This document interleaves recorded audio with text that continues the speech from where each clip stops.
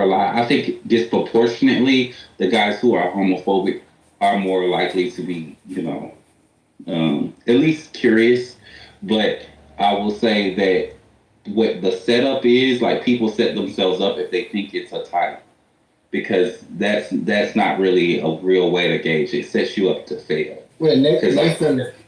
Oh, sorry. It's just Nathan wanted to speak on behalf of the game, and I thought. No, no, no, no. You Nathan, what next? No, I had a question. So George. No.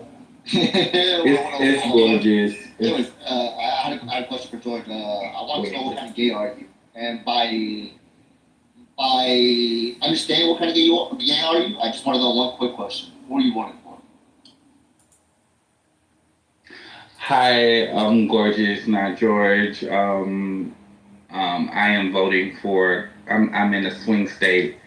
I'm voting for Connie Willis and Kamala Harris. Two people that I know a lot of people in this room cannot stand, and I just cannot wait to stand in that voting booth and do just that. And what else do I want to say? You said what kind of gay am I? What does that even mean? Like, are you a Trump gay or a Biden gay? I think that's what he's asking.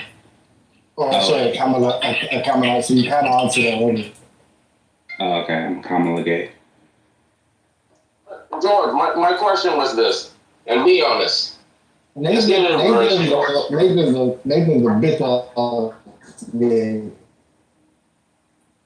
the matrix, bro. But the question was this: out of all the gay males, right? The percentage of light skinned gay males compared to dark skinned gay males. The light skins are more gay, right? I'm not even gonna dignify that with an answer. Everybody's equally represented in the community. Yeah, I'm gonna lie. I'm kind of this homophobia is making me kind of uncomfortable. This is colorism, homophobia, and fuck you, faggot. I'm very uncomfortable by this. So I wanted to say something. Homophobic slurs are accepted here. It's very disappointing. So I wanted to just quickly comment because I feel like two things can be true at the same time. So when I said that I'm no longer a Christian, and it was at that moment I realized that a lot of the rhetoric or the viewpoints that I had, I no longer have because I'm no longer a Christian. There are people that have those same realizations about things, but that's not to be someone who's an anti-Christian and say, oh, well, there's people who are still Christians and, still think that, homosexuals are, or homosexuality is okay. I mean, there are Christians who are homosexual. So, I mean, we see gay pastors all the time. I believe Gorgeous is also a Christian. So I'm saying in my personal experience, because I'm no longer a Christian, a lot of my ideologies have changed. But, just because you're gay doesn't mean you don't believe in God and you don't have a relationship with Jesus. So I just wanted to say it's more so two things can be true at once, and that Christians are not a monolith. There's different types of Christians, and there's also some of them are naturalists. There's also LGBTQ people who believe in God and Christ. How do you think about that, Nathan? Yeah, Nathan, what do you think about that? I already said it, bro. And Nathan, since you're a naturalist, God made people gay. You can't control that. Keep that atheism. Listen, keep that. You don't control. He's a natheism. Yeah, you need to say natheism. Yeah, just keep that natheism away. You don't control. You don't control your attractions. You don't control who you're attracted to. The only thing you can do is say, "Hey, have sex." You actually do control who you're attracted to. You can control who you have sex with, but you don't control. No, you control. You do control who you're attracted to. Oh, that's true. But wait, Nathan, do you believe that are moral facts? Do you believe that it even makes sense to say that being gay is wrong? Nathan, Nathaniel. No, like I said, being gay isn't wrong, bro. Homosexual. Is it? Again, what makes that wrong? Like, is there like a moral fact of the matter? Or It's just a rule God put down, bro. God, what, a supernatural God, or what kind of God? Whatever God you want to believe in, bro. Is he an agent? If you think God is an agent, then it's an agent, bro. I'm asking you your opinion. I didn't ask you to license my own beliefs. I'm asking you for your own opinion. Honestly, I don't know. He's an agnostic. I think that's an honest answer. I think that's an honest answer. I mean, What? He's a Christian that doesn't believe God's an agent. You think that's like an honest answer? I mean, if when asked a direct question, I think he's giving an honest answer. He's a Dodger. He's a Dodger. If he's saying he doesn't know, I mean, that's pretty honest. I mean, most people, they're believing in their faith. You know, they don't, you know, we're believing in the God we have never seen before, you know, for the most part. So wait, somebody said that God made people gay and God made people straight. But I thought God gave everybody free will. So like, I don't think God says, "Oh, when I'm gonna create you, when I create you, I'm gonna make you a huge, you know, you gonna love sucking dick, or when I make you gonna be popping that pussy so good. Oh my God, I'm gonna make you gonna have the wettest pussy in the world." God, I don't think God really. Well, that's like a strange term. You know, Why don't you believe that though? Listen. Booty warrior of all time. Like, you gonna be throwing that That's ass why back. you Like, see this, Nathan. You see, yeah. Crystal, listen. When you're a man, you notice women, but as a man, there was never a point. I don't know about all of them, right? Because we got people like King, we got people like Leafa, we got Kendall, we got Hassan.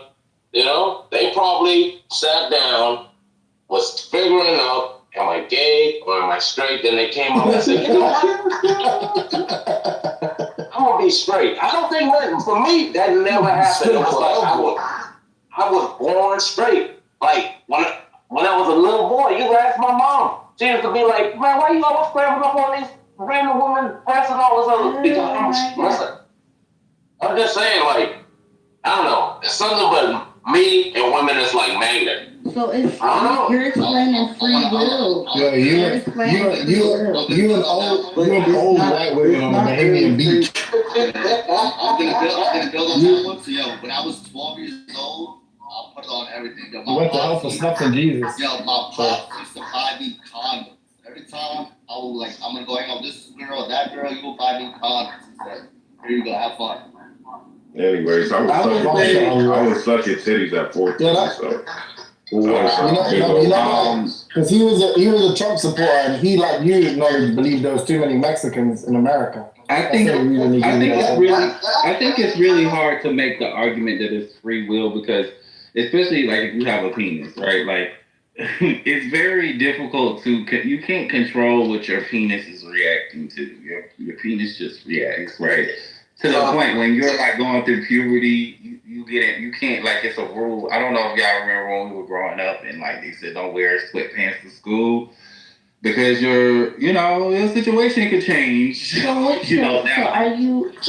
that means it's on. So my earliest memory of sexual attraction was like when I was in middle school, and like I started, like I was like, oh, his back is just so broad, or his arms are so big. That's exactly right.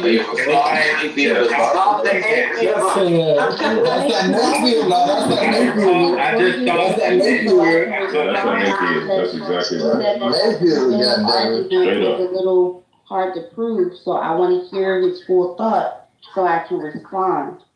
Look, if you like romance novels like that, Crystal, please, you can just go audio this nigga somewhere else. Like, what the fuck are we talking about? If it's making you uncomfortable, just go on mute. I mean, I ain't gonna lie. If I could for a moment, just offer like a response to what Crystal said. That you can have free will, but you can also have I wanted to hear Gordon's thoughts. Just let him finish. Mama, sorry, I swiped out. So that I can respond. Yeah, just let him finish, Crystal, and then George will continue. Crystal, just let him finish, and then George will continue. He doesn't want to be. Wait. No, you guys go, sir. I swiped out. I didn't hear someone else speaking. Okay, no worries. Appreciate you, man. Crystal, can I say something right quick? Right quick. Yeah, I just want to say yeah. this. Yeah. George said one thing. Hey, man, don't wear sweatpants because you know. I just want to say this, Timothy. When you get your colonoscopy, don't wear sweatpants. But go ahead, Oh wow. No, but like my first, like, I mean, I didn't, before I even had the language of knowing what gay was, like, I found myself being sexually attracted to men.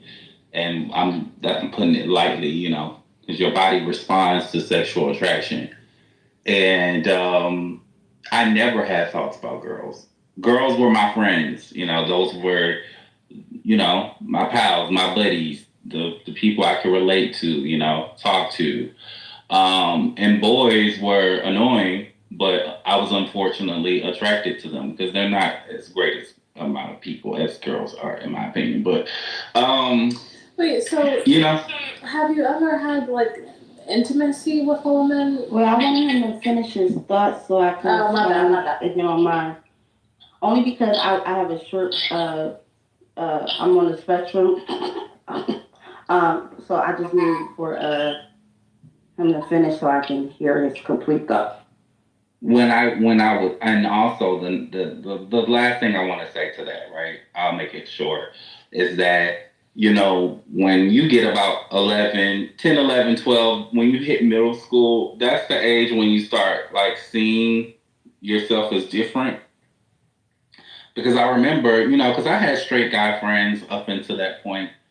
But like once you hit puberty, that's when that division and separation really starts happening, because now they're talking about girls. And I just remember sitting there like, I don't feel that way. And they would like talk about her like butt and like her titties and stuff, or breasts or whatever. And I'm like, yeah, it's not doing anything. And in my head, I'm having this dialogue with myself. But then I realize I'm having these types of thoughts, not the same exact thoughts, but I'm having similar thoughts about guys. And so it was like, oh, okay. So it's not something I chose. It was something my body just responded to in every way that you can imagine. Okay, great. So I definitely hear what you're saying, and like as you were talking and I was listening, I wanted to just check myself. I just doing a quick Google search, and so I Googled just what the textbook definition of sexual attraction is, and then I also got a refresher about what free will is, and so sexual attraction, as you spoke to, is both biological and psychological. So I get what you're saying about it from a biological and psychological standpoint, right? When you interact with who you're attracted to, there's a signal in your hormones, and then that all of that 1-2 that allows you to feel, okay, I'm attracted to who I'm attracted to. And then free will, from what I just read, not Crystal's definition, but like what it says, is that it's the power of acting without the constraint of necessity or fate, and it's the ability to act at one's own discretion. So my question to you, Gorgeous, and then I'll yield from here.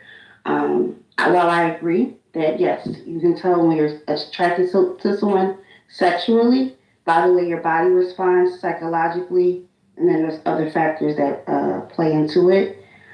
But are you saying that, or is there a difference between your body's natural reaction, something you don't have control over? Are you saying that because it's something I don't have any control over, from a biological standpoint, are you then coming to the conclusion that it is coming from God, or that God creates people to have the biological chemistry to be attracted to who they're attracted to? I just wanted to see if that's the conclusion you're jumping to. I did not jump there. I was forced to this position because I was of the belief that, men were created for women. So that's why I really literally tried to force myself to engage sexually with a woman. It was very unsuccessful. It felt completely wrong. It felt my body did not respond properly. If everyone knows what that means.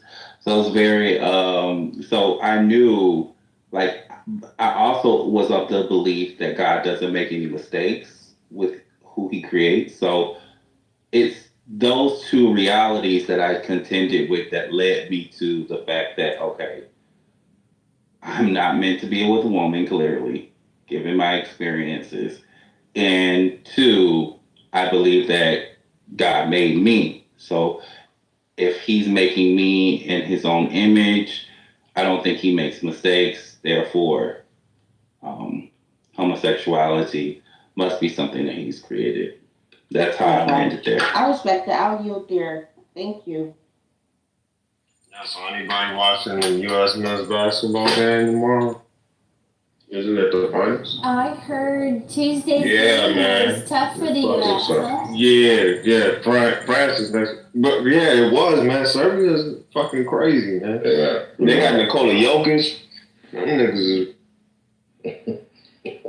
Them white boys. The Serbians came to play. Yeah, they did their thing, man. Oh, Joe no, Chicken is for not real. a joke, so.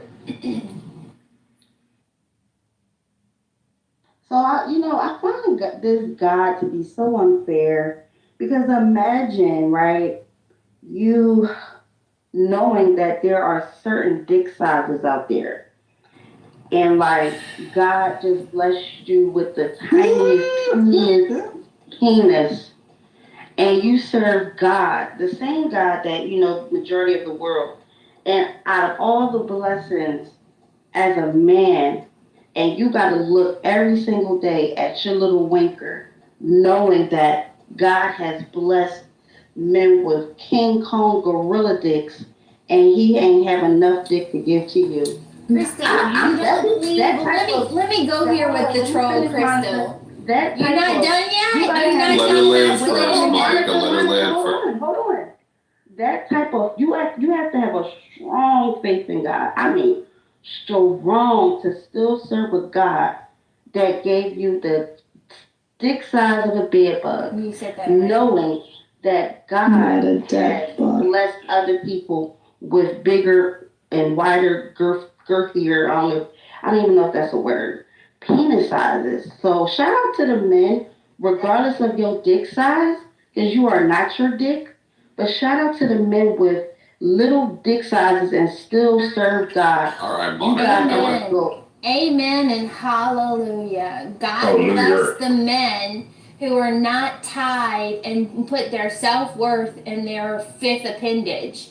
And I believe, and I don't think this is stated enough by women, that King Kong sized penises are fucking weapons and not welcome by a significant number of women, and that should be stated more often. So then why do white women prefer King Kong dicks? Hold on, I'm wrapping up. In Florida, I yield the mic when I know people are not finished when I interject, so easy up on the moderation. Monica, can you expand on what you said? So I think massive use, what is it, 8-inch, 10-inch, 12-inch penises can be harmful and painful to women. So that the micro penises might need to work on their personality for sure. But dickmatize is a weapon used against women that women are solely responsible for and should fucking pay attention. That just because their bedmate might be talented with their tongues or whatever, that does not a lifetime relationship make. And I yield. Wow.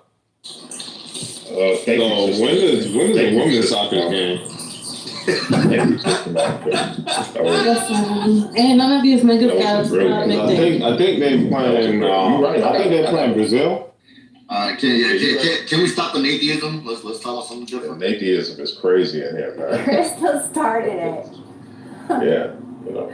And I usually don't like those kinds of topics, but My mouth have is some literally stretch on the goals. floor right now, Monica. I did not think I could ever get that out you.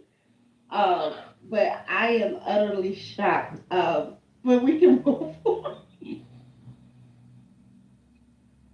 Big dick ain't for everybody. That is a fact. There's a beautiful black lady on TikTok or Instagram who probably said it much better than me, but she was swearing off the King Kong dongs because Listen, You I ain't feel gonna that vote that. then. I think it's obvious. I don't have a King Kong dog, but I have been told that I'm too big for some women. So it's like, obviously there are men that are larger than I am, and I can't imagine that they are pleasing every woman that they're brutally assaulting.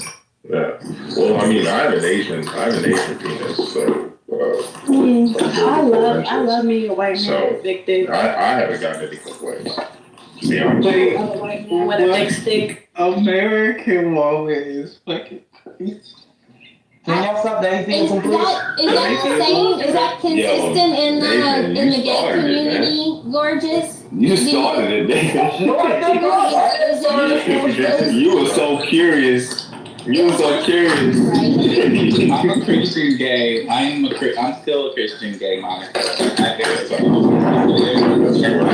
hear you. Someone's off mute.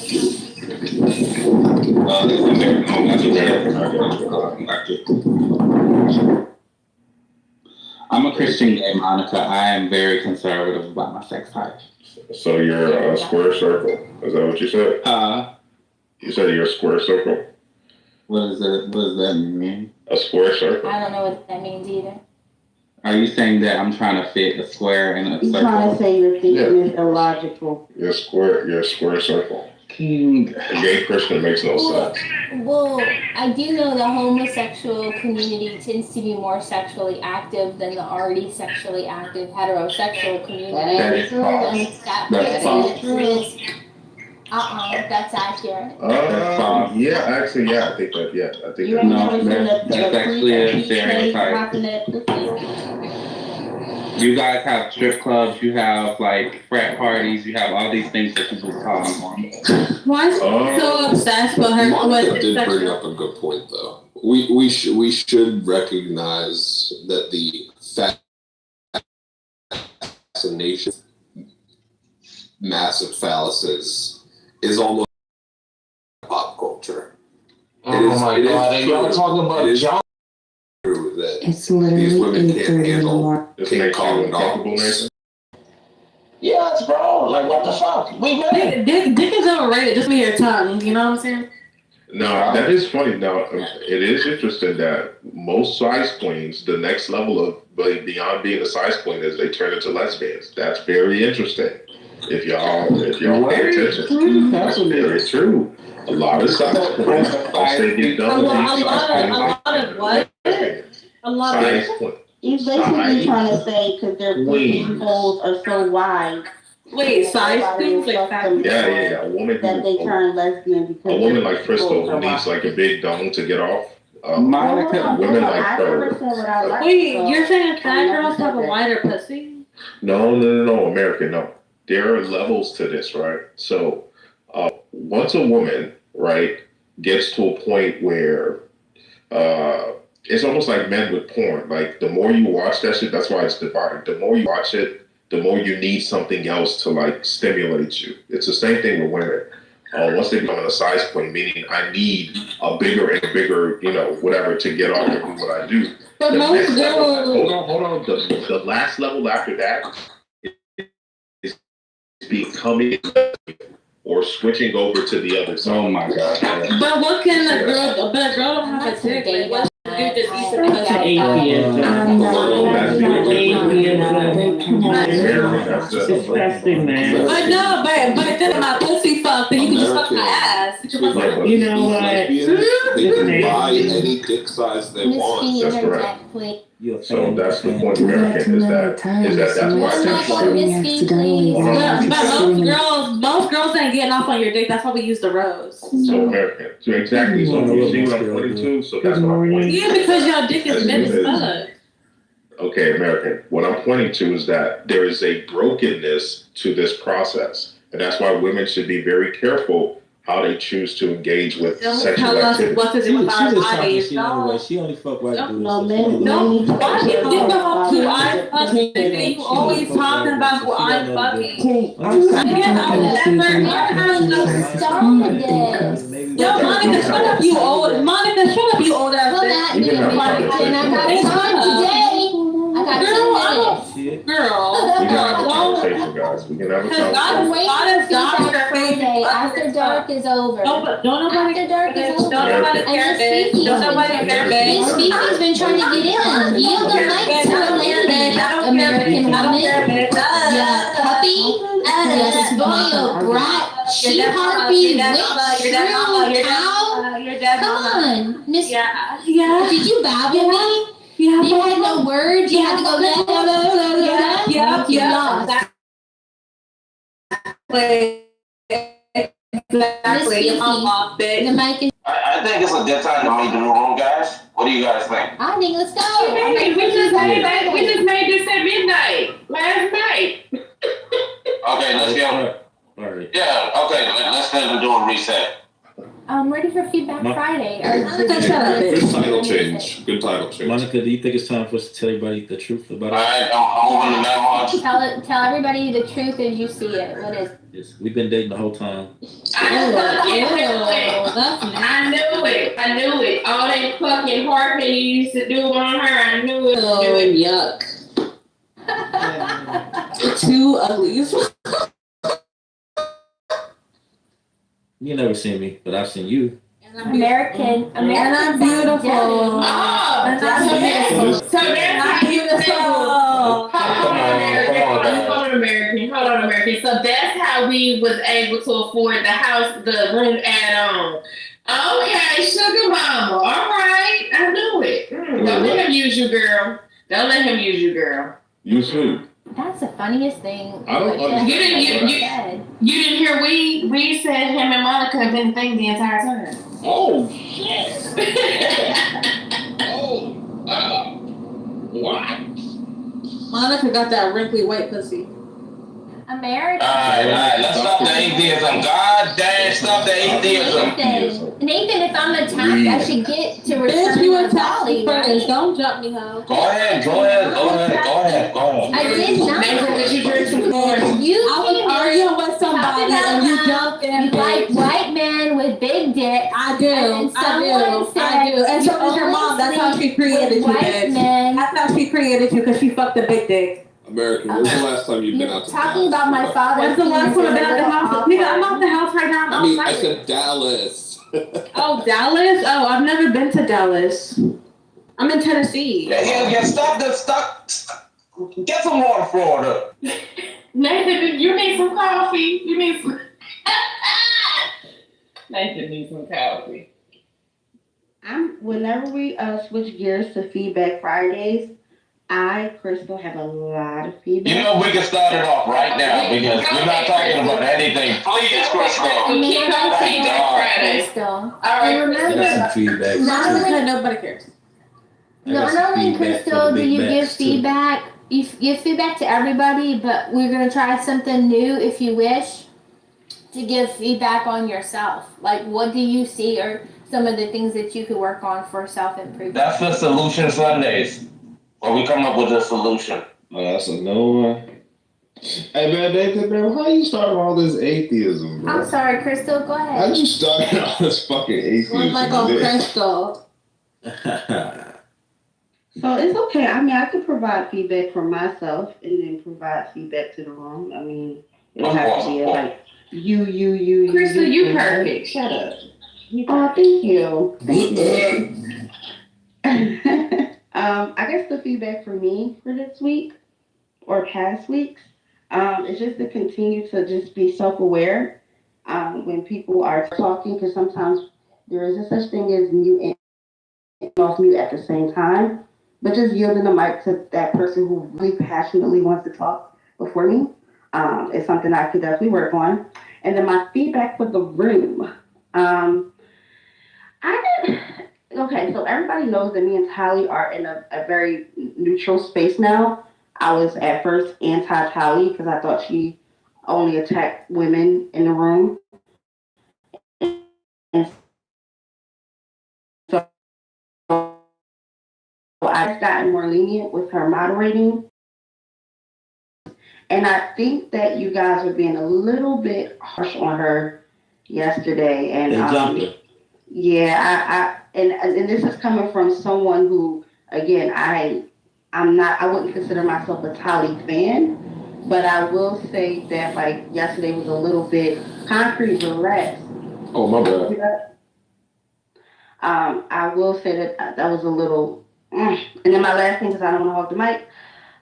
My other feedback is I feel like there's this like underlining of cliques within this space, and there is like a social hierarchy in here. And I do feel like the social hierarchy that's in this room dictates who gets the most mic time or airtime, which I think is not fair if we're trying to have if we are having conversations in this space. I think it actually brings the value down of the space. So I think we should have more equitable voices on stage, or give the stage more time for people who don't really get a chance to speak, to allow them to have a voice, even if we don't agree, if we think they're idiots, if it don't make sense. Just give the autonomy of people to actually contribute to the room. Because I do think a lot of people stay in the audience or they don't come into the space no more. It's because of the same voices dictating and dominating the conversation. So I'll yield. Agreed. That was great feedback. That was fabulous. May I ask a question? Fat chance of that happening with all these blowhards in here that love the mic. Yeah, they want communism in here. It's just With no pause. Heavy on the ditty. Sorry, Nathan. they want communism in here. So Crystal, can you tell me how many groups there are, or like who are in groups, if you don't mind? Yeah, I wouldn't say how many cliques are in the space specifically, because I didn't count. But I will say that I've observed how people have, I don't even know if power is the right word, but there is more leniency, I guess, with people who are able to have more airtime on the mic versus those who don't. And I do realize that there's biases, like when someone is being put on the hot seat, right? If someone favors a person more, even if that person is wrong, right? Because again, like I said, I'm not really a Tally fan, but I can unbiasedly say that yesterday y'all was a little, I think that's why she's not here this morning. Because I do think you all were not being fair with her yesterday, and I think y'all hurt her feelings. That's just my unbiased opinion, right? No, it's not. She crashed out a little bit. this is so embarrassing. Come on. Say one person interrupt, everyone want to interrupt. Come on, man. Yeah, so I think that like there's, favoritism is the word. There is favoritism in here, and sometimes I think favoritism is being abused. Because I'm cool with favoritism, right? Like, because I have favorites in here. But I think when it becomes abusive in a space, I think it does bring the value down in the room.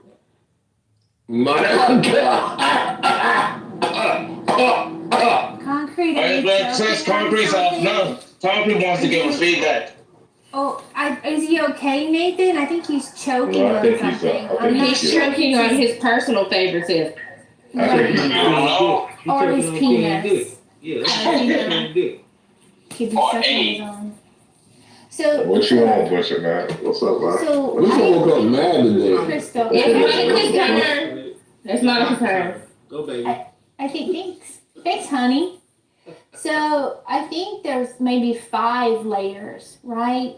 they're the people that come in who are trolling and don't add a whole lot of value to the room, and we tolerate them. I actually thought we tolerated them a little too much yesterday, but I don't own the house. Then, well, let me start with the top. There's Nathan and Knowledge. That's the top hierarchy. That romance. It should be. Well, it should be because they own the property. And like, Well, not because they're a couple. You know that. They admitted that the other night. And you know, then the mods, and those kind of cycle in and cycle out. And within the mods, they have favorites on the stage, right? And then, you know, there's the guy squad and the female squad when the gender wars happen. And yeah, so that's 5. And I think people level up and level down depending on their behavior and their attitude. And I think, for me, I get a little impatient when the topic gets takes too long, or it's not something that I'm interested in. And then I also try to micromanage when I'm not a mod because I want the room to be successful. So I'll prod and prompt and maybe dictate a little when it's not my job because I'm not a mod all the time. But I actually think I deserve to be a mod all the time, but that's for Sue. No, you don't, bitch. Let's see what else, other flaws I have. I struggle with the body topics. I don't like the objectification that I sometimes see from the women and the men. When Crystal said Concrete wants to suck the bone off her pussy, I didn't think that was great. Yeah, I struggle with that. And it's not because I'm jealous of Concrete. You can have him, Crystal, with my wishes. I'm ready to send y'all a wedding present. Stop. That's a troll. But I will be more, Be you, Crystals. Be you, Crystals. Am I saying if my dark humor offends, I will. No. She needs to close her fucking ears.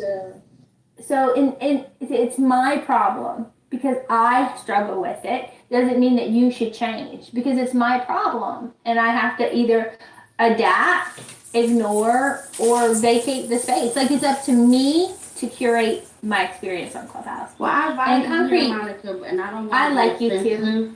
But that's how I troll with Why she interrupted her? Like nobody interrupted you, Crystal. And I'll wrap it up because I feel like I'm talking too long. And Concrete, you're a value add to the space for the most part.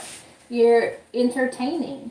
So one day maybe you'll see me as someone other than a white woman who's invading your black only space in your head. And come to like me a little bit like what you just did. Thanks, y'all. Hey, one mic on Concrete. I'm not giving y'all motherfuckers feedback. Get the fuck out of here. You get my feedback when every time, all day.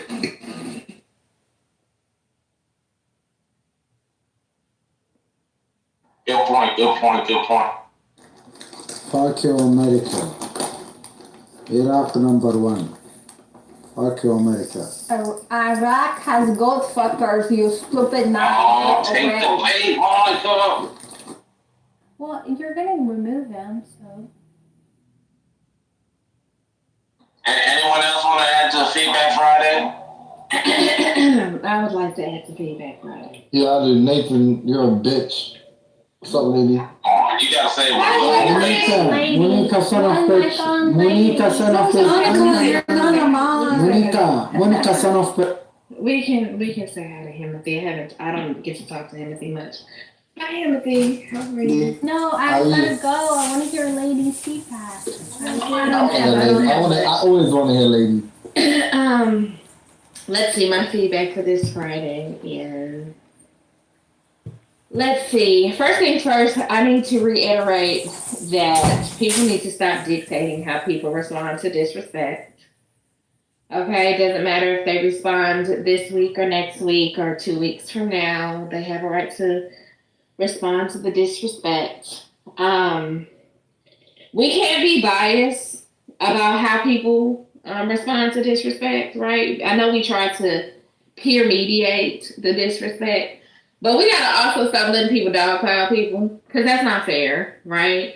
One at a time at least. Damn, I mean, pause. You know, I don't think that it's fair. Like I understand, like when people say, well, you know, the same people say the same thing about people, but here's the thing. Everybody, I think Crystal hit a spot on. Everybody is gonna have their favorites. I have my favorite mods.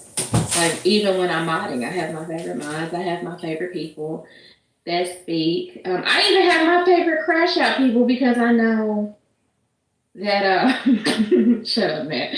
I even know when I have my favorite crash out people. There are some parts of the day where I'm tired and I need somebody to go ahead and crash out for the day. Like even Knowledge, he did his crash out coin yesterday. Nathan, I think it's beautiful that you and Knowledge finally expressed your love for each other and talked about your men dates. I think that was a beautiful epiphany for everyone. Now, my critique for the mods is, and this is us as a collective. I don't mind us engaging in the conversation, but just because you have a mod badge, I don't think that it's fair that we interrupt. I think that you should get in the queue as well and allow people to land before we interject. Even if we are emphasizing a point, and that's myself included, because I do that sometimes. If we want to add to somebody's point or build onto somebody's point, we can wait to do so because we know we're going to be in here most of the day and in and out most of the day. Don't abuse the mod just to have a conversation, because you have to be able to have the conversation. You can always bring the conversation back to what we were talking about, your mod, right? And Nathan don't have a problem with that. Nathan will talk about something that we talked about 6 hours ago, just because he couldn't participate at the time. Oh, lady, that's because he's really slow.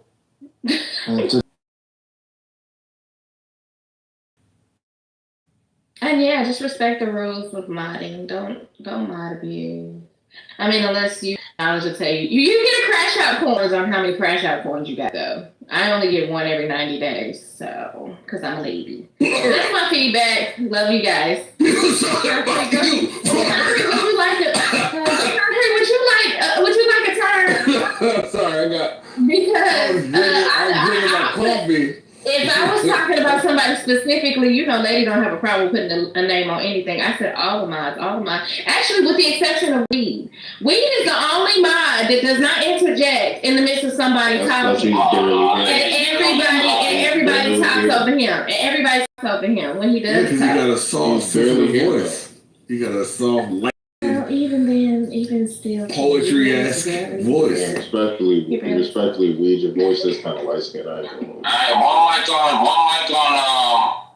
Concrete.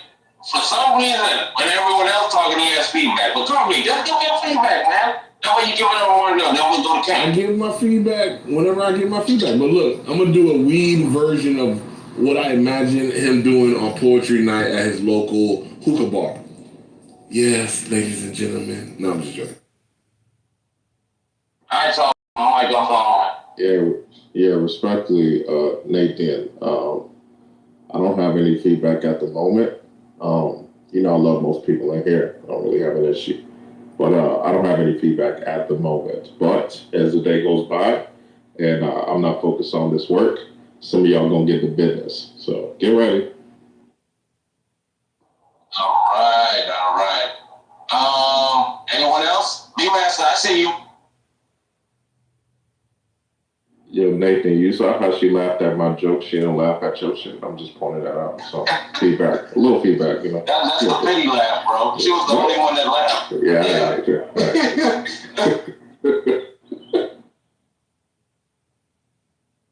What about you, Coco? What about you, Coco? What's up, Nate Dog? What's up, y'all? What's up, Mark? Hey, lady. Hi, Coco. He was about to call you Cocoa Butter. I mean, I am the Coco connection around here now. What's up, Coco? How you doing? Man, just pull it up and log into the work business, making these coins. I hope everyone is making their Friday coins. Yeah, we can't hear you, Coco. I don't know why they why they being bogus to you, but we can't hear you. Oh, y'all want to get a topic? Because this is kind of. I got a feedback. I just want to say this, man. Sorry. My feedback is this. Oh, go ahead, Melissa. Sorry. I'll give feedback to you, Nathan, after you're done. No. Go ahead. My fault. Feedback is basically what I don't know where you've been to eat and thought you just like not Melissa, you're the matrix really bad, sweet love. Okay, you go, Nathan. Try to. Well, now we can hear you. I don't know what you did, but we can hear you now. I drove a little further. Okay, go ahead. Nathan, I left the feedback in the chat like yesterday. I don't know if you thought you could go out to eat and not mod or something like that the past couple days, but the Nathyism in here has been really crazy. I almost thought I was on the dark side for a minute.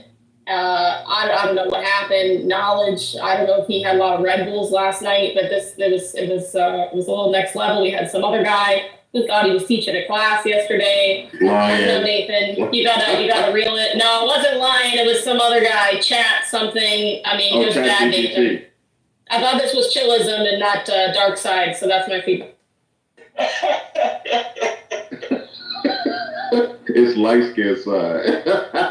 Nathan be trying to clock out, but still be on the clock. Like he be trying to steal time while he on the clock, going out and doing other stuff, leaving us to do the bidding while he sit and fold his hands and laughing and shit, having activities. Might as well just be off the app. Okay.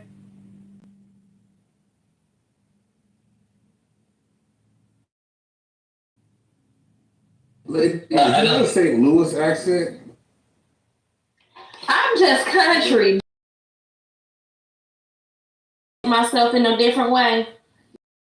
These you crazy people in here, I shall do. No, that's fine. Baby. I got the perfect feedback. The feedback is, my feedback is this, guys. Life isn't fair. And you can't expect this room to be fair, right? There's going to be bias. For example, I'm a man, bro, and I've always been a man. And I know that there's a difference between men and women. And I expect that other men know that as well as I expect that other men know this as well. Like, you can't dominate and expect a woman to compete with you to dominate on the mic. Oh, well, she can just be as loud. No, man, you gotta be a gentleman. And I don't want to have to teach men that, right? I don't want to have to teach men how to be gentlemen. I think that the father should have done it, but if they're woman bitches, at the end of the day, listen, I came from a long line, right? A man, right? And I know when a man is looking down enough, like making other men look bad, I'm gonna say something about it. Because I'm a man too, and you make me look bad. Another thing is more too. Black people in this room. Listen, I get it. We all know the history. We all know slavery. We all know all the struggles of black people. We wear it. We wear it on our skin color. But in this room, there are going to be people from a bunch of different backgrounds. Just because, something happened in the past doesn't mean that a person can't say the N-word, man. It's just a word. I know some people on it. What's up? No, you go, Butch. I didn't hear you. Fucking go, Nate. Here you fucking go. No, let him cool out. Let him cool out. It's okay. Yeah, let him Oh my God. You said you've always been a man. Are you sure? But it's okay. Always, from the day I was born, man. And I just want to say this, let me say this. Listen, so you're going to run into people with a bunch of different ideas. And white people, too. You might find it weird that might be some white people saying the N-word. Yes. It's just a word. Don't feel weird. Don't feel like you got to same black people. I hate when y'all do that. Like, don't come into this room thinking you're going to be a black savior. Another thing, too. Y'all light-skinned niggas. Y'all light-skinned niggas need to know that y'all not the center of y'all not the center of this fucking room. Okay? That's what all these light-skinned dudes who feel like, oh my God, you didn't allow me to talk. I just talked for 5 minutes and then this. No, bro. No one cares about your feelings, bro. And that's for the dang dark skinned niggas who act like shit. Oh man, why you listen?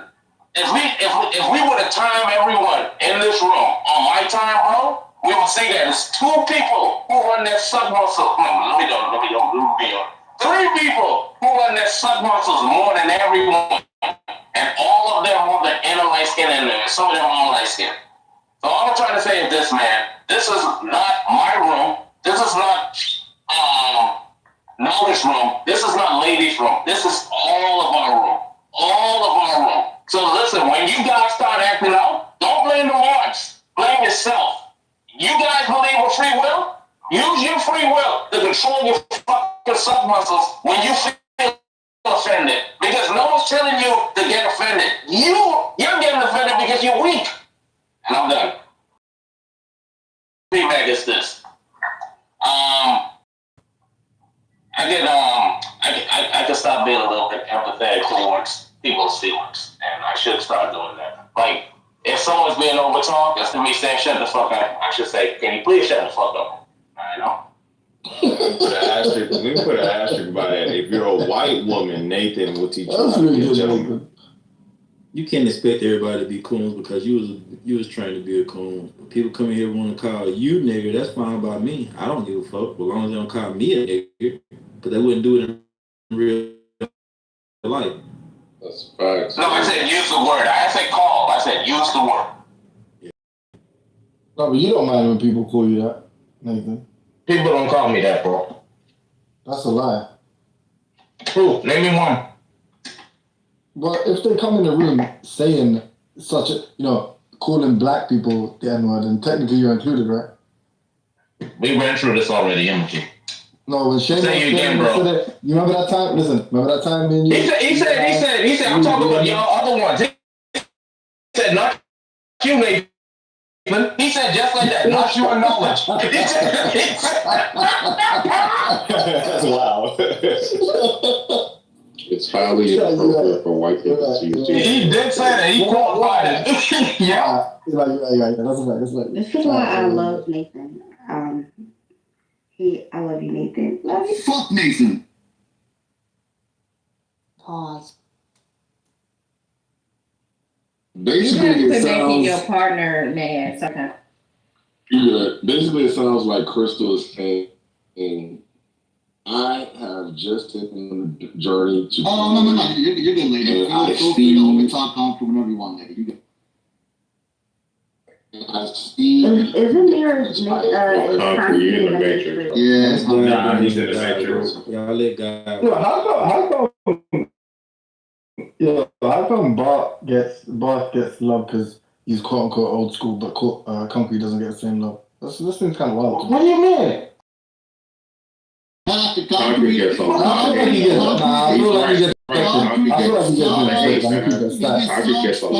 He gets such special treatment, though. He gets hate, but he gets special treatment. He gets hate, bro. No, but a portion of that treatment, a portion of that treatment he gets because he's a good contributor. Like he should get a base level of respect, whereas like Bath deserves absolutely none.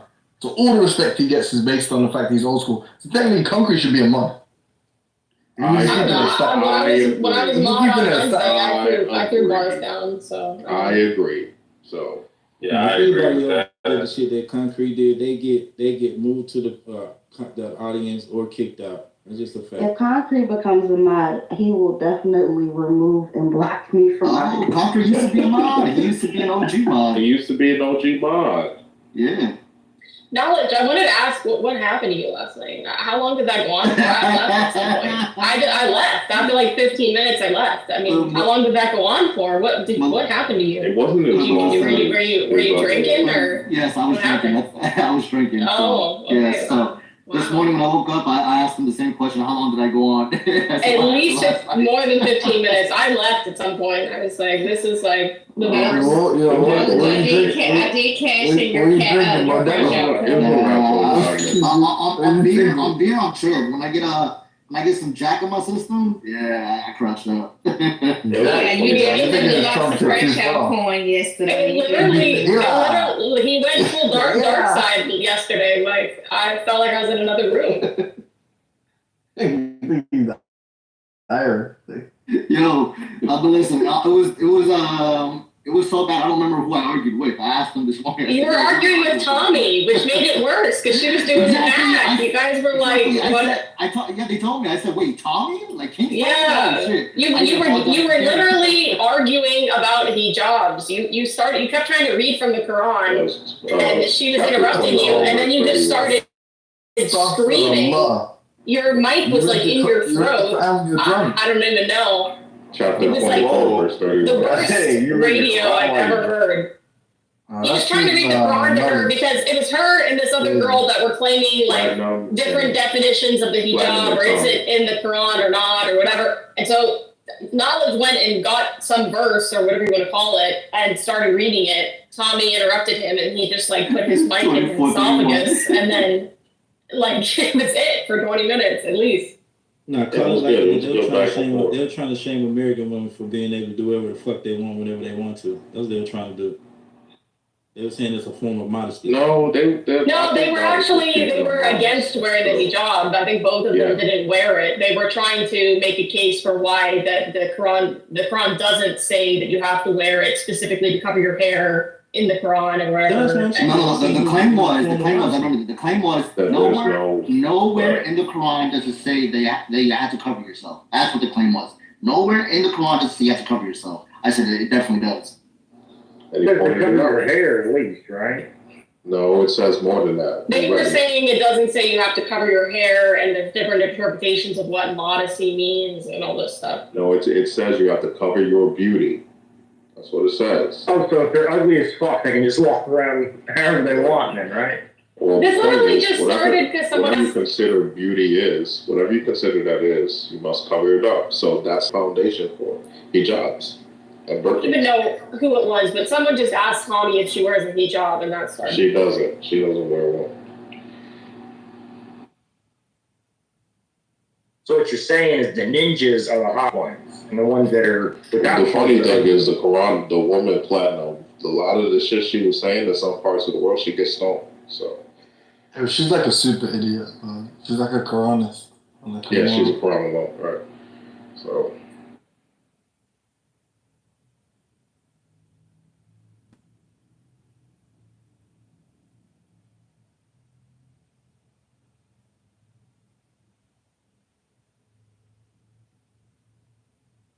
Can we talk more about these gay ass cliques in here? Very homosexual cliques that we got in here. LGBTQ cliques that we got running around here. You talking about C? Who you talking about? Y'all know who the You talking about C? Nah, I don't know. I'm gonna give you one click. The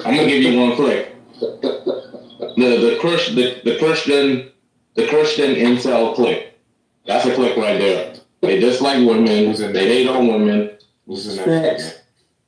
Concrete and King Solomon. Those are the two people. That I was talking about. What are we talking about here? Now let me give you the philosopher bro clique. Hassan and AWOC.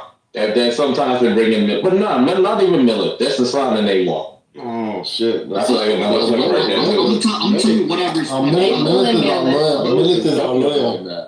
Yeah, he's the lawyer. I'm gonna tell you what I respect about my dog Himothy. Yo, he is a philosopher, bro, but he's funny with it at least.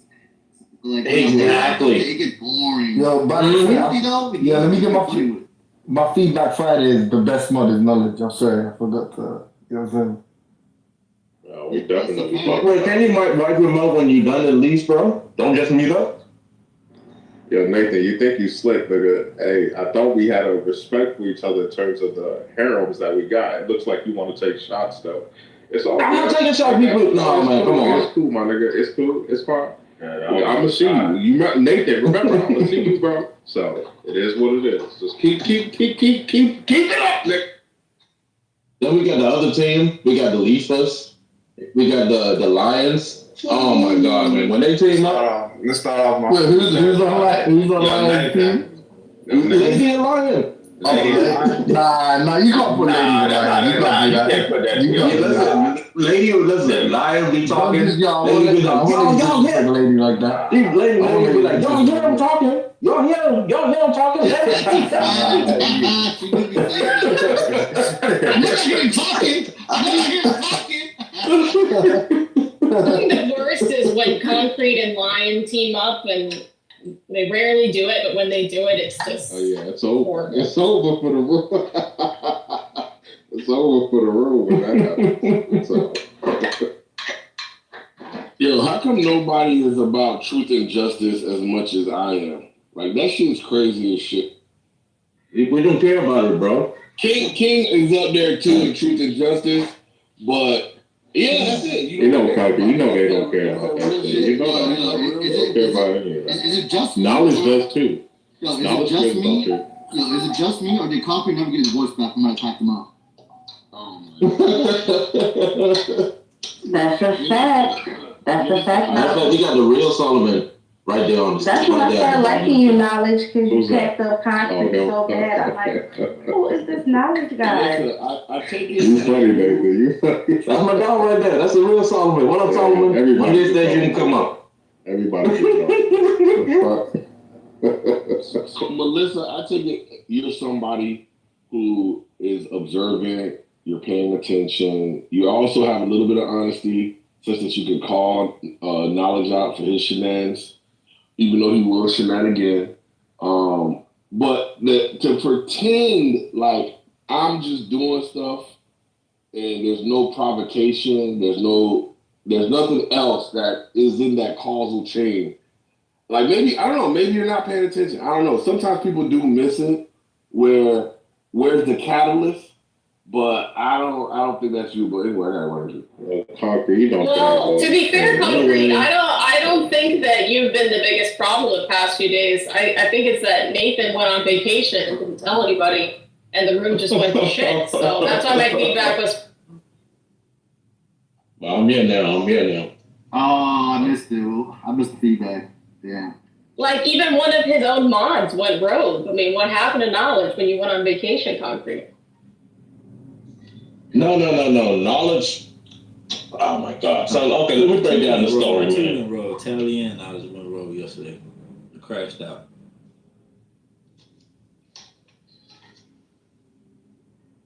I agree with Melissa. I do blame Nathan as well.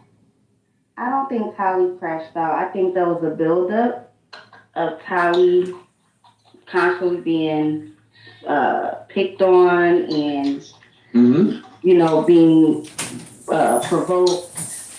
And then, they got tired of it. Like, in that very instance. Yeah, no. With all Truth and justice. We were all there. We were all there. Are always provoked, and they are always insulted and instigated. So I mean, we all go. But let's be clear what happened, just for the record. So I don't even know if Solomon was the one talking. Well, then Tommy comes into the room and says hey to everybody, and then gives an extended hello to her ex-boyfriend, who she for some reason still loves, Solomon. And Tolly just took that as an affront to the entire room and chose to emphasize, and I quote, "Look at the caliber of people that King brings to the room," unquote. Damn, Tolly said that? Out of nowhere. Yeah, Tolly said that. Can I say something, Florida? No, wait. From that, Tommy then responded with something about "shut up, you just mad nobody wants you, you black bitch," or something to that effect. No. You gotta back it up a little bit, Florida. Well, that's what Tommy's That's what Tommy's first response was. No. So what it was, right? Because I was there. They're trying to look for solutions. That wasn't Tommy's first response. It was So I think it was Miss Sanders. Miss Sanders was talking about. She asked me and my wife how we met, right? Okay. And then from there we just like, nah, we ain't gonna talk about that because we don't know you motherfuckers like that. And so yeah. And so the next thing was I was talking about Nathan what was it? You caping for white women and shit. And then Nathan was protecting black women for once. And then that's when Tommy came up to the stage and was like, yo, Nathan, you out here caping for black women. I said, that's crazy. And he was like, yeah, whatever. Let me get to the point, right? And so that's when Tommy came in and started talking about her relationship with Solomon. You know what I'm saying? I think she was doing that, not to be high on myself, but to be real, like I think she was doing that because people were asking about our relationship. And then she started talking about her relationship with Solomon and how she was in Chicago and X, Y, and Z. And then she was just like, then she started talking about Solomon sexually and started talking about his penis size. And then that's when the crash out started happening because she was just like, yo, I don't want to hear about your dick, about Solomon's dick, like chill. And then from there... Wait, this happened last night? No, you wasn't here. Because remember, you got pinged to the room. No, I was here. Was this last night? It was as soon as Tommy comes onto the stage, her and Solomon are talking, and Tommy comes at her immediately. Oh, no, okay. I think we were saying that there was a prior I'm talking about a prior encounter. That's what I was So that's the thing, Tom. Like, this is a topic. Leave all up in the Kool-Aid. Don't know the flavor. Oh, my fault, man. I'm joking. So look, this is what I think this radiation is. Talia's inability to separate. Hold on real quick, Crystal. Talia's inability to separate the past beef from whatever's going on yesterday. I don't think so. Yeah, that's clearly what it is. Quote, look at the caliber of people King brings into the room. Unquote. That was it. That was what started everything. Tommy obviously took that as an attack on her own character, rightfully so. And so Tommy came back at her with actually it wasn't the black bitch, it was the fat bitch. That's exactly right. Yes. And then Tali hit her with a black bitch comment. That's correct. And then from there it all started to spiral into shit. Exactly. Look, I'm gonna be I'm gonna be totally fair because I was there. If that was the prior encounter that happened, Letha, then I can be honest and say that yesterday when Tommy came in, the first thing that she did before anybody addressed her was she addressed King, and she was being very I don't know what the word is, but obviously flirtatious and where's my baby? Where's my baby? Yeah, stuff like that. Baby. So potentially maybe that triggered Tali from the prior encounter. And then I can say that yes, she did make the comment. Tali did make the comment that Florida is saying, and I believe Tommy did make a comment somewhat to the effect of the response Florida said. So that's what I can see how it all happened. I don't think that this was just completely out of nowhere. Yeah, I was in the same room that Letha was in, and that's what I'm glad you did bring that up, Letha, because that's what I was going to bring up, that this didn't start from last night. This is a continuation from a prior day where they had a pack-up session because Tommy was going into her encounter with King, talking about his penis size and that he's this, rich Bitcoin, king or whatever. And they had a debacle back and forth then. So I'm guessing that last night was a continuation of that, but Tali just didn't just jump off and start fucking around. They've been, we're going back and forth from the entire room. You don't get to. So that goes back to my point about Tali. You don't get to. Let us finish talking. Y'all always making excuses. You can say your story afterwards. They're turning me off. So that goes back to my point about Tali, because that's what we were initially talking about. Was I do feel, and this is just my opinion, and again, I'm not even a fan of Tali's, but I do feel that she was dogpiled on, and I think that she was gaslit in that room yesterday, and just because quote unquote someone doesn't have the receipts doesn't invalidate someone's experience with someone else in the space. Yes. So yeah. I'll agree with Crystal on that, Nate. And like honestly, Solomon, I wasn't there for the thing that she's accusing you of threatening to dox her or whatever. I don't remember being there at least. I did I don't not remember do this all that. going down. But what I do know, What the Solomon, fuck? is that it's not the first time that she's accused you of it. So clearly, whatever it was that you did or said that she's talking about was something that she took very serious.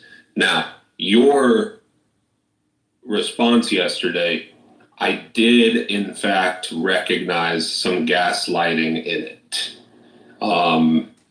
So I can't defend myself. But it's not even about that. You're not gonna accuse me of some shit, and then I can't defend myself. Fuck that. That's not how shit works. Unless you got the content, you cannot. Because this woman has lied on me before. Yep. Bring the receipts, bring the content, bring the recordings, even though we don't want.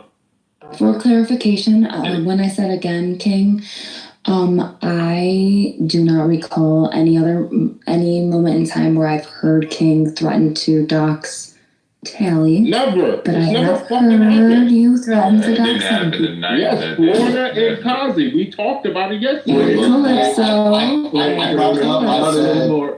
I brought it up. I said that I could not find any of the text messages. The chats. I couldn't find any screenshots of the chat because I typically take screenshots in memorable moments or something like that. And I can verify that I did not see this happen. Not in front of me. I've never seen King try to threaten to dox.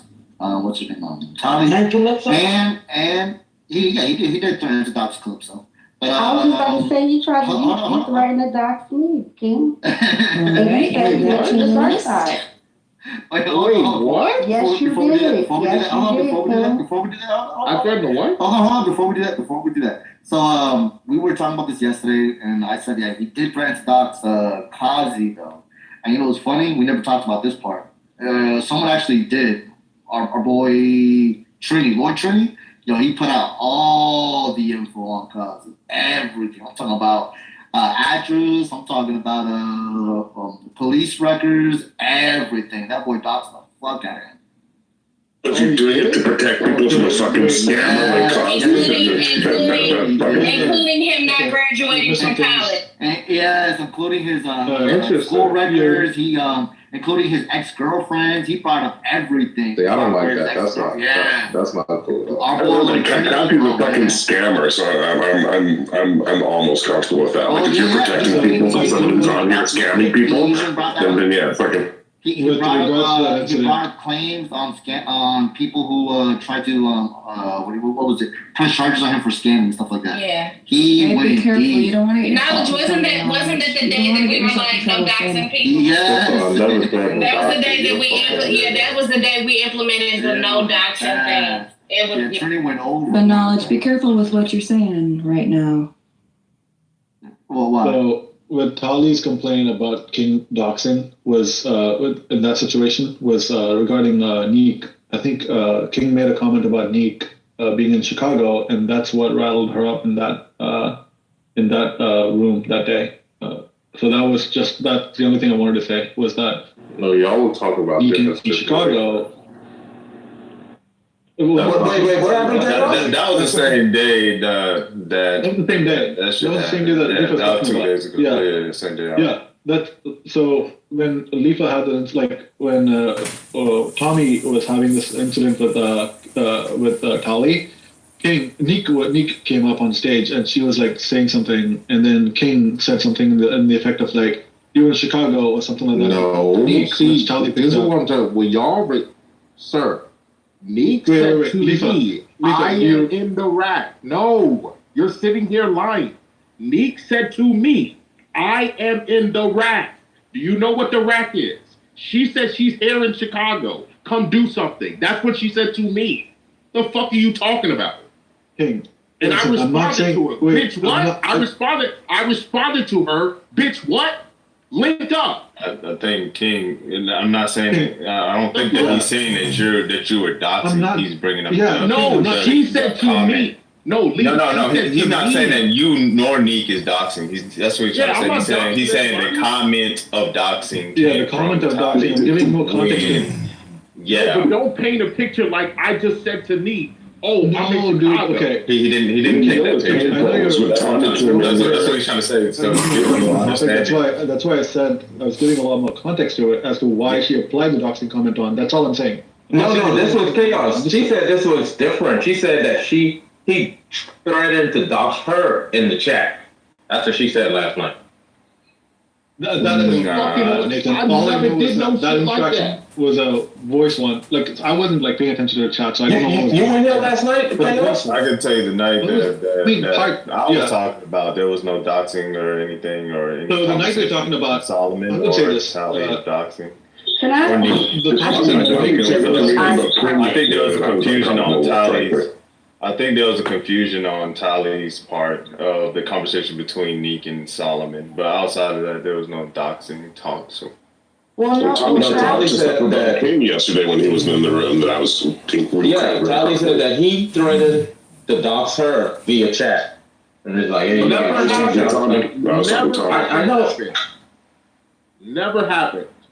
So I think this is y'all conflating two things. First of all, I was in that room that Chaos is talking about. The reason why Tally muted Neek and King Solomon was because they were threatening each other, and that's like acts of violence, I guess, rule.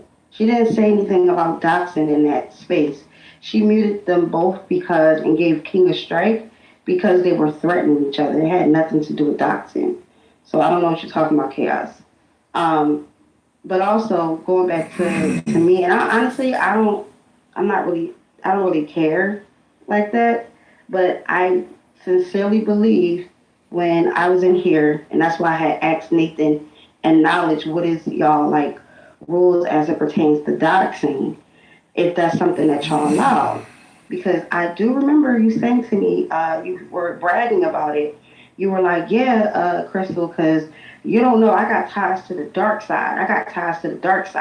And, I used to hang out with them, and, they on that same time, so I can find out who you are. Yeah, you did. You did say that. You did say that to me. And that's why. And you said you have ties to the dark side, that I forgot the name of the person, that I know this person.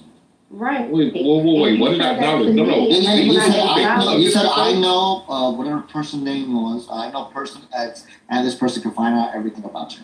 Specifically. You said that to me, and that's What's the context?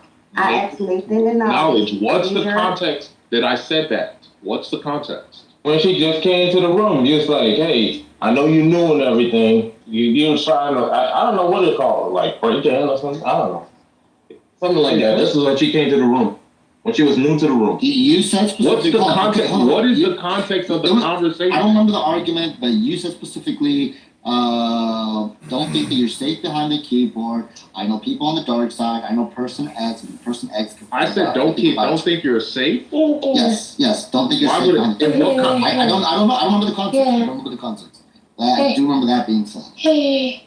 Yeah, I get what you're saying. What do you mean, like, is it in a joking context? It wasn't joking. It wasn't. That's when I asked Nathan and Knowledge, well, what is y'all rules about doxing? Yeah, she asked us what's the policy with doxing, and we said we're completely against it. That's one of the things that we don't allow in this room. When it comes to doxing, the furthest we'll go is Galaxy. Galaxy, we allow him to put PTRs over the people. And what did I say? But not PTRs that go too far. For example, Galaxy put up a PTR of somebody's family. Yeah, that's what I said. Took it down, and then Galaxy took it down, and then that's as far as we go. Yep, I remember that. That's exactly what I asked right afterwards. I said, well, you have someone like Galaxy who had posted someone's PTR, and y'all was like, yeah, y'all was giving me the rundown about Galaxy. But you did say that to me, King. I don't have to lie on you about that, and that's why I had asked Knowledge and Nathan. Since this was a serious conversation, what did I say after that? I was going to say, but in King's defense, I don't remember the context. Thank you. This is bullshit. This is well, fucking bullshit. I never mentioned anything about doxing. No, Crystal, you're being deceiving. I did not say I was going to dox you. That's retarded. You said that you're being deceiving.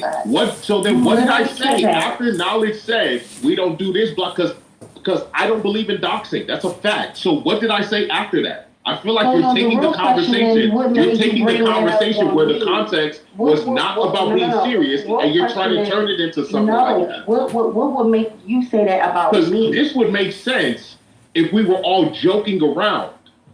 But now I feel like you're trying to take something What's that we're joking all about joking saying you're around, gonna not dox being serious, somebody? and you're trying to turn Or it trying serious. to jokingly And fellas, this threaten why you somebody got, about this why you got to be dark very side. careful around women because they'll do this shit. What is joking about making jokes Being on the dark side, about threatening ma'am, about why the would I bring up dark side? Knowing Why that would the I bring dark up dark side side to you? doxes. Why would I bring up Think dark about side? that. You might think that's a joke, but not Why would I bring up dark side to you? Not everybody's playing though. Why would I bring up dark side to you? Well, I don't know why you brought it up. This is what I'm trying to say. So you don't want the context. The context was probably the context was probably us just all joking around, having a good time. You literally, whether you were joking or not, I wasn't playing with you. This is what I mean. No.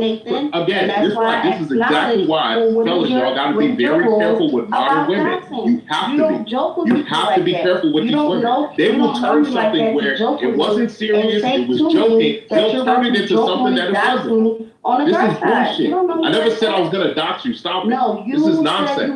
You love to center yourself. You love to center yourself. You love to center yourself and put yourself in the center of situation. Nobody said shit about doxing. You're not that. You're not that. You are not that important, ma'am. You're not that important. You're not that important. You're not that important. You're not that important. Nobody wants to dox you. Didn't hear it. Literally, you be in the chat. You be in the chat begging for attention all day, every fucking day. That's all you do. Nobody needs to dox you. You literally, all you do is talk about yourself every single fucking moment you get. But you definitely nobody needs to dox you. You sit there and dox yourself. Remembering that conversation because that's exactly why I brought up. Well, what is your rules around doxing and that type of thing? So I appreciate y'all acknowledging that.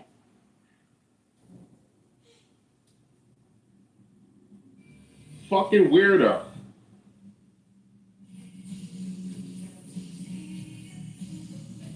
I mean, the reality is that King knew the term doxing before most of you guys used the internet. If you knew King, you knew that it would go so completely against his principles that it'd be like him showing up at a fucking atheist rally. Like, you can talk about whether in heat someone threatened to do something or not, but if you know King, like, fuck off with these accusations of him doxing us students. Oh my god. Okay, so I agree though. If you had heard something happen, and like, with all due respect to this situation, I just want to be as fair as I can be, right? If you had not heard it yourself, how can you say, because of my perceptions of this He's an atheist. they did not do this, they would never do this? How many people do you know that are truly consistent with their values and the way that they walk in their day-to-day lives? How many people have actually deeply reflected enough that they do not emotionally displace themselves onto every other situation and do not act as righteous as they claim to be? And I'm not saying, I'm just saying this is a blanket thing across the board. If you did not hear it, I don't think you should say anything. With all due respect. I had a quick question to Jeremy. Jeremy earlier said that he had no issue with what Trini did because it was towards a scammer. How many people agree with that statement? No, it's a real question. I'm curious. Like, is there some people you're okay with being doxxed? Who do you think should be doxxed and who shouldn't be doxxed? I don't think anyone should be doxxed in this room. I hate the whole concept of doxing, bro. That's just me. I would agree. I guess, and I'm not like, I'm not 100% on what I make the comment. I'm almost comfortable with it. But here's I'll try to argue for it, right? Which is if someone comes in here and claims, hey, I went to university, I fly private jets, I make millions and millions of dollars for my customers. If you guys, if you guys want to get in touch with me, want to invest with me, that's cool.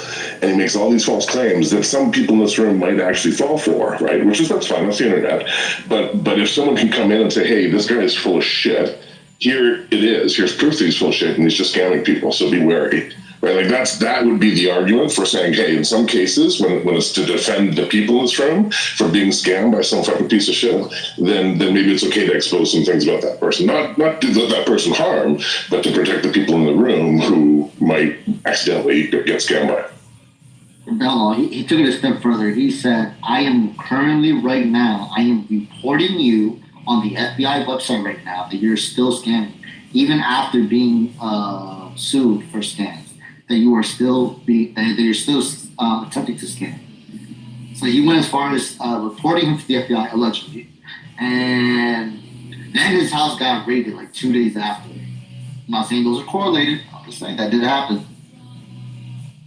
Yeah, it's kind of like when you get these racist Karens that get caught on video, right? Who go off ranting, and then the internet goes and identifies the person, gets them fired, calls their job.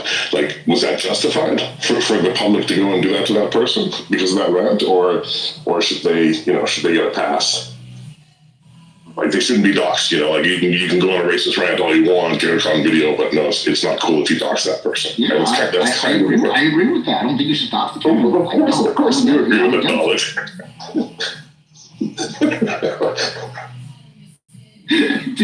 Touche.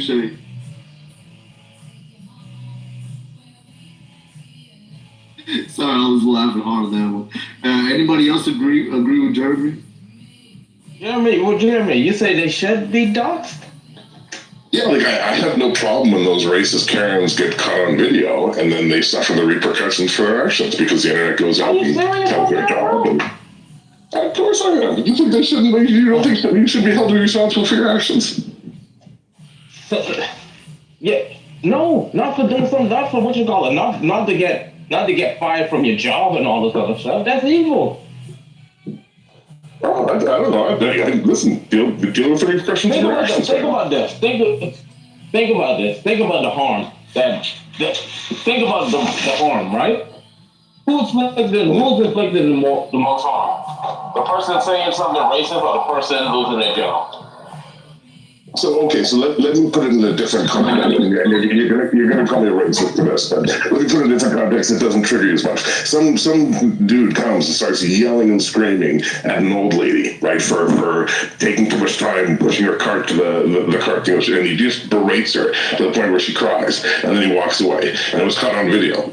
Does that guy deserve, like, if the people go and, like, send that to his fucking job, and the job's like, hey, I don't want this piece of shit working for me, like, is that not justified? Is that not that guy getting No, it's not fucking justified. No!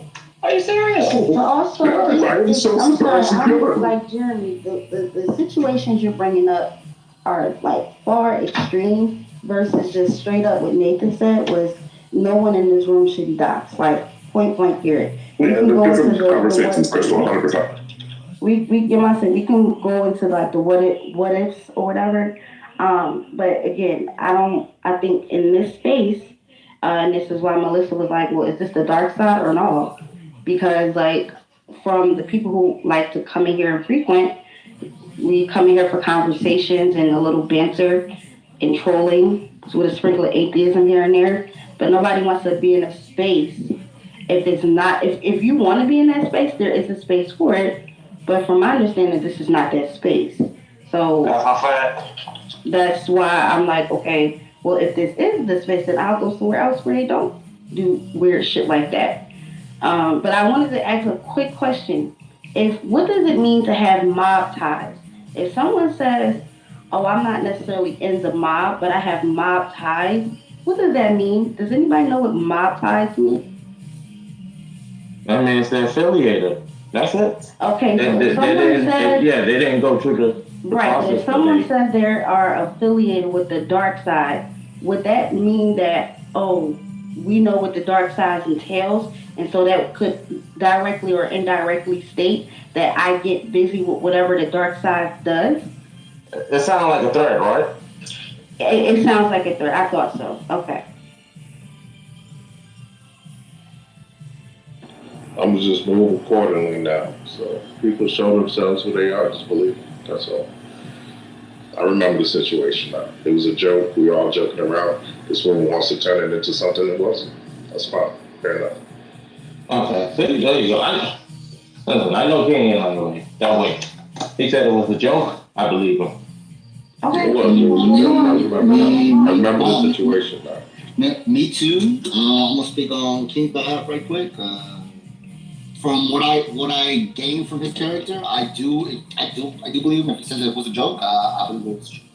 Yeah, I wasn't serious. It was just like oh, dark side is going for that. Oh, let me just joke about it. It wasn't like, oh, I'm gonna go get you. Like, come on, man. I understand that, and I accept what you're saying. No, you tried to paint it like it was something that wasn't. No, but that's not right. I'm new. It's all good, Crystal. I see how you move. It's all good. Nathan it's and all good. I see how you move. Whoever else can attest to your character, but someone that's new to this space, King Solomon, I don't know you that well. Crystal, we were just joking. You and me, we were joking back and forth. Because you just tried to turn it into something that wasn't. Just because you were joking with me, don't mean that I took the joke the way you took the joke. I wasn't joking, so that's why I asked the question. But I know how to move. I know how to move with you. Fair enough. Okay, fair, cool.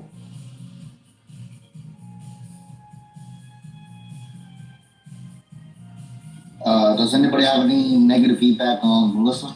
I'm gonna hear. Okay, I got one negative feedback.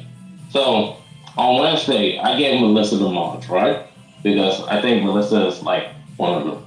Like she's good when it comes to talking. She's a white lady. No, that wasn't the issue. She apologized afterwards. That was the biggest issue right there. She had the mod beam, the mod badge. Instead of her moderator, she just was apologizing. I'm like, come on, man. I didn't apologize for moving it down. I didn't apologize for that. I actually don't remember apologizing at all. I was just saying to him that I moved him down and said he could speak after and he just needed to go on mute. And then someone else started speaking, so I was saying to them they needed to let him talk because I moved him down and he had actually then waited his turn, so his turn to speak. Melissa, and I wasn't just did you going to go let full them give him a Central call. Park Karen on 4th? What? Hold on. I want to say something to Melissa right quick. I took that when you did that. That was like you showed that you have some sort of ableism, and because Barth is openly at ADHD, ADD, whatever you call those things, he's open with that. So he has some sort of disability. When you move him down, I was like, no, she's an ableist. I had no idea. I don't care. I'm an equal opportunity employer. No. Okay. I got a feedback for Kenny. Kenny. Yes, sir. I'm just gonna say this, man. Yes, sir. Be careful with some type of jokes because some of them people take it stress, man. No, you're right. You're right. So that was my You can't get mad and say, "Hey, you're supposed to know I'm joking," when they don't. No, you're right. You're right. I agree with you. So now I know, how to move. That was my fault. I can't blame. I fucked up. I should have known that these nappy-headed hoes are all the same. I mistaked. I thought one of them were good, and I was disappointed again. But it's all good, Nathan. You're right. It was my fault. I fucked up. I'm not gonna blame Crystal. I should not have joked in that way with a black woman. You're right. So it is what it is. I fucked up. Thank you. I was going to have a chat with American Woman about her rhetoric and why it's not appropriate here, but I think I have now. Love her rhetoric. But go ahead. Yeah, American is funny. You're enough. She's funny. She's funny. I love it, especially when people get like riled up on it. Oh man, I don't know. Yeah, she's funny. Look, American's funny, man. She's funny. I like her trolling because hey, I troll too, so it's like I don't want her to change. Let me be her. But that's my point. When she does it, I clearly know she's trolling. No, she's hilarious. Yes. But some people be like, you can't say that. It's so messed up. That's really messed up. Come on, man. She goes far, but we go far. So it's like, I don't want her to change. Let her do her. So you want more people like yourself who are just... I don't think Americans like me, though, Tyler. I think gross. trolling's a part of chilling. Yeah, there's trolling and then there's... That's not true. I don't troll. Nathan, we said we were going to be honest today. We were going to be honest on Feedback Friday. Tali, I want you to know your name was brought up earlier many a times. Yes, it was. They were discussing what happened yesterday. Yes. And I want you to know that I said this morning in my Feedback Friday that I don't think that it's fair to dogpile people. If you're gonna talk to people about issues, you do it one at a time. No Diddy. I also brought you up, Tally. So I don't want it to be like, any murkiness. But I brought you up, Tally. That's cool. Whatever I said, I meant that shit. No, she was defending you. Yeah, I know. I'm just saying generally. Okay. Whatever I said, I meant that shit. That giggle be taking me out. Yeah, I brought you up, Tally. Just so for the record, I brought you up a 2. So yeah. I, however, did not bring you up, Tally, because you have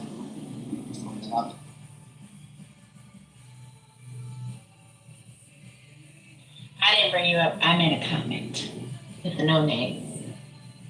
Well, because I'm better than the rest of you. Oh, for the official record, before she actually believes that, I did not pick you up. I am. I was going to say, you can't joke. Right, I was going to say, right, I can't joke, right.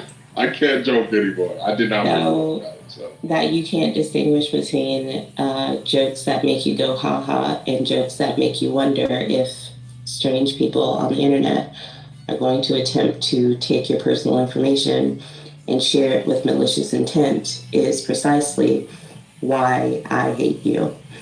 And I will continue to hate you. Nothing anybody can do about it at all. Well, I say this: if you're gonna hate, but don't abuse them on that. Go ahead, Nola. Word, just so I could say something. Go ahead. Right quick. I want to say that in Crystal's defense, in her defense, I do recall the day. I do remember I was driving. I was on a long travel, and I remember when King made the statement. I remember the context. I remember when King made the statement, and I did feel some type of way when he said it in a negative manner. Anderson. There's no positive. When he said that, I did feel negative about it. I was like, because I remember Dark Side specifically. Like, oh damn, I gotta be careful around King. Yeah. So in her defense, go to the dark side. Did you say anything? Hold on. In her defense, I do get where she's coming from, but I also know King, so I'm like, nah, it's good. Yeah, because you can go to the dark side and ask about the dark side. Solomon can do performative outrage, and he can be really mad and angry, and it all be a joke to him. Thank you. Like, y'all know this. That's what I'm like, come on. The issue with King, though, I'm gonna give it out. The issue with King is he's very monotone. When I say monotone, he has one level of speaking, and he uses it every What a lie. I think whether he's joking, he uses the same tone. He does Except when he except for when he says the word Jezebel, he says that with a lot of He has the same tone, so it's kind of hard to distinguish when it's a joke and when it's not. That's true. That's true. Because of that tone. That's true. It's true. So, but I remember this situation. As I was attempting to say, you know how after one of those lone wolves do what lone wolves do, how they interview the neighbors and they're all like, yeah, he's a great guy. I never saw it coming. Well, that's y'all right now. So Tally thinks that King Solomon is a credible threat. And that we were defending him. And I see that. I see that she believes that. And I don't see it. I think he doesn't like many women, and I think that's gonna hurt him if he wants to be a father, because he's gonna have to trust one woman to at least to bear his children, and he's waiting a long time to do it. But I also think there's fear there, and there's like all kinds of stuff that I don't want to psychoanalyze. And I think Tally went too far yesterday, and I think Florida went way yesterday. Way too far. Monica, can I ask you? No, I don't want to talk to you, Concrete. I don't want to hear you. I don't want to see you. I don't want anything to do with you right now. So shut the hell up. Okay, Monica, I'll go after you. I think Tally fell for Tommy's troll. Tommy's brilliant. She's vicious. She's indefatigable, and relentless. She's one of the best trolls on Clubhouse. I aspire to be Tommy's little sister. For what? Because what she does is she puts people in positions that stress them out, and you can see how resilient. You can see how resilient they are to adversity and how they handle struggle. And you don't have to like it, you don't have to appreciate it, but you fell for the troll yesterday, Tally, and you over-moderated Tommy. You over-moderated Tommy not once, not twice, but 3 times.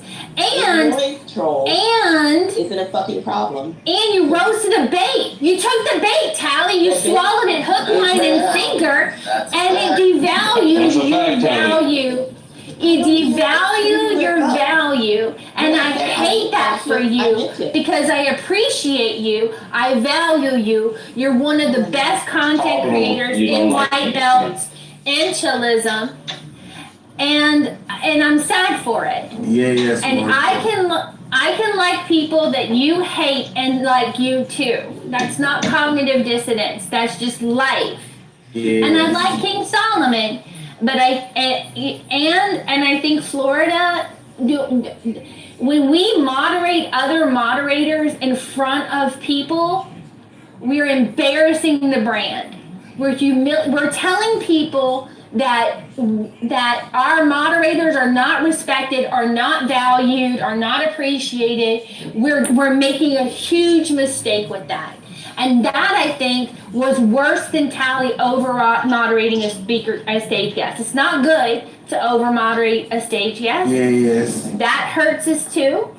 And we don't moderate other moderators in front of people, just like Stilgar made the point yesterday. Yes. Now I'll let Concrete have the mic. And I know Tally will have some words for me too. After Concrete, we need knowledge and names in the chat.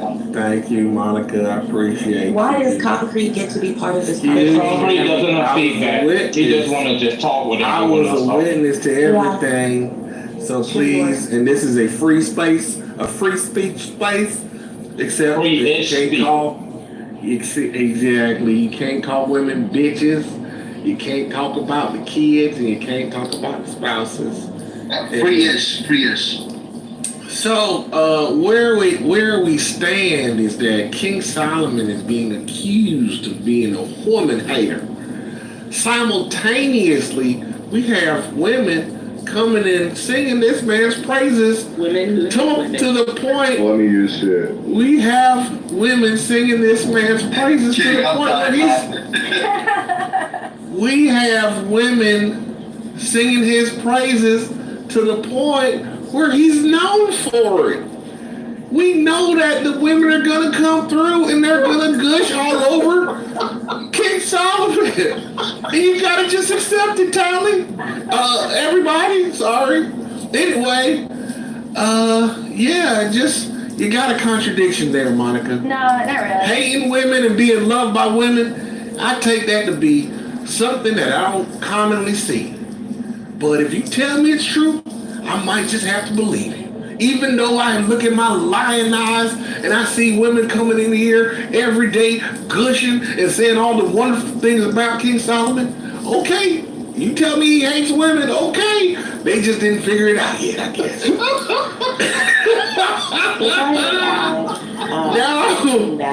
Now, to another point, excuse me, ma'am.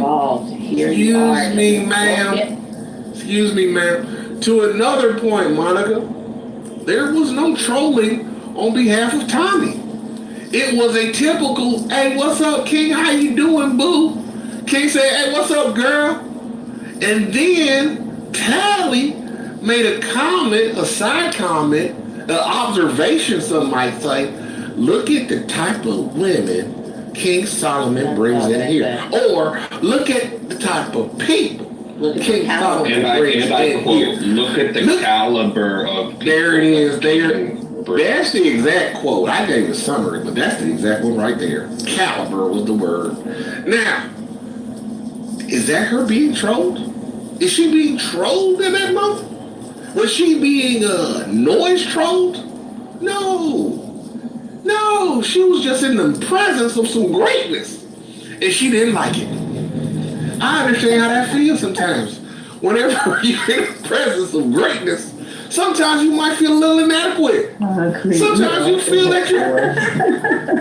Well, it's true. If you're in the presence of a superior specimen of a human being, you might say, damn, my nose is big. Like a bell pepper. Or my lips are big. Only self-hating black people, of which my I lips know. are big. But guess what? You gotta fight those demons. Those inner demons that say that person is better than me. Fight I think this is every Don't time let it win. Concrete hears something about Trump. That's how he thinks. Fight it, don't let it win. No. I'm almost done. Fight it. Don't let it take over your soul. Say, no, I'm better. I got my own qualities. So what? She's pretty, taller, smarter, faster, richer, blessed. I still got my own qualities. I'm good. I'm beautiful in my own way.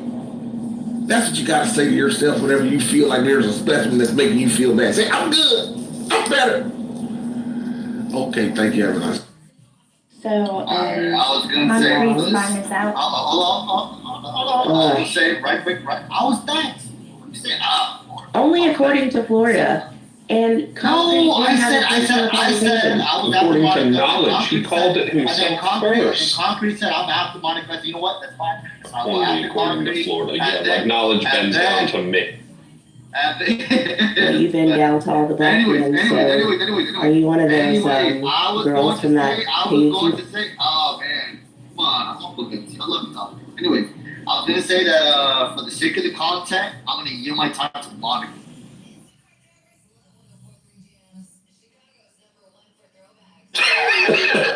No.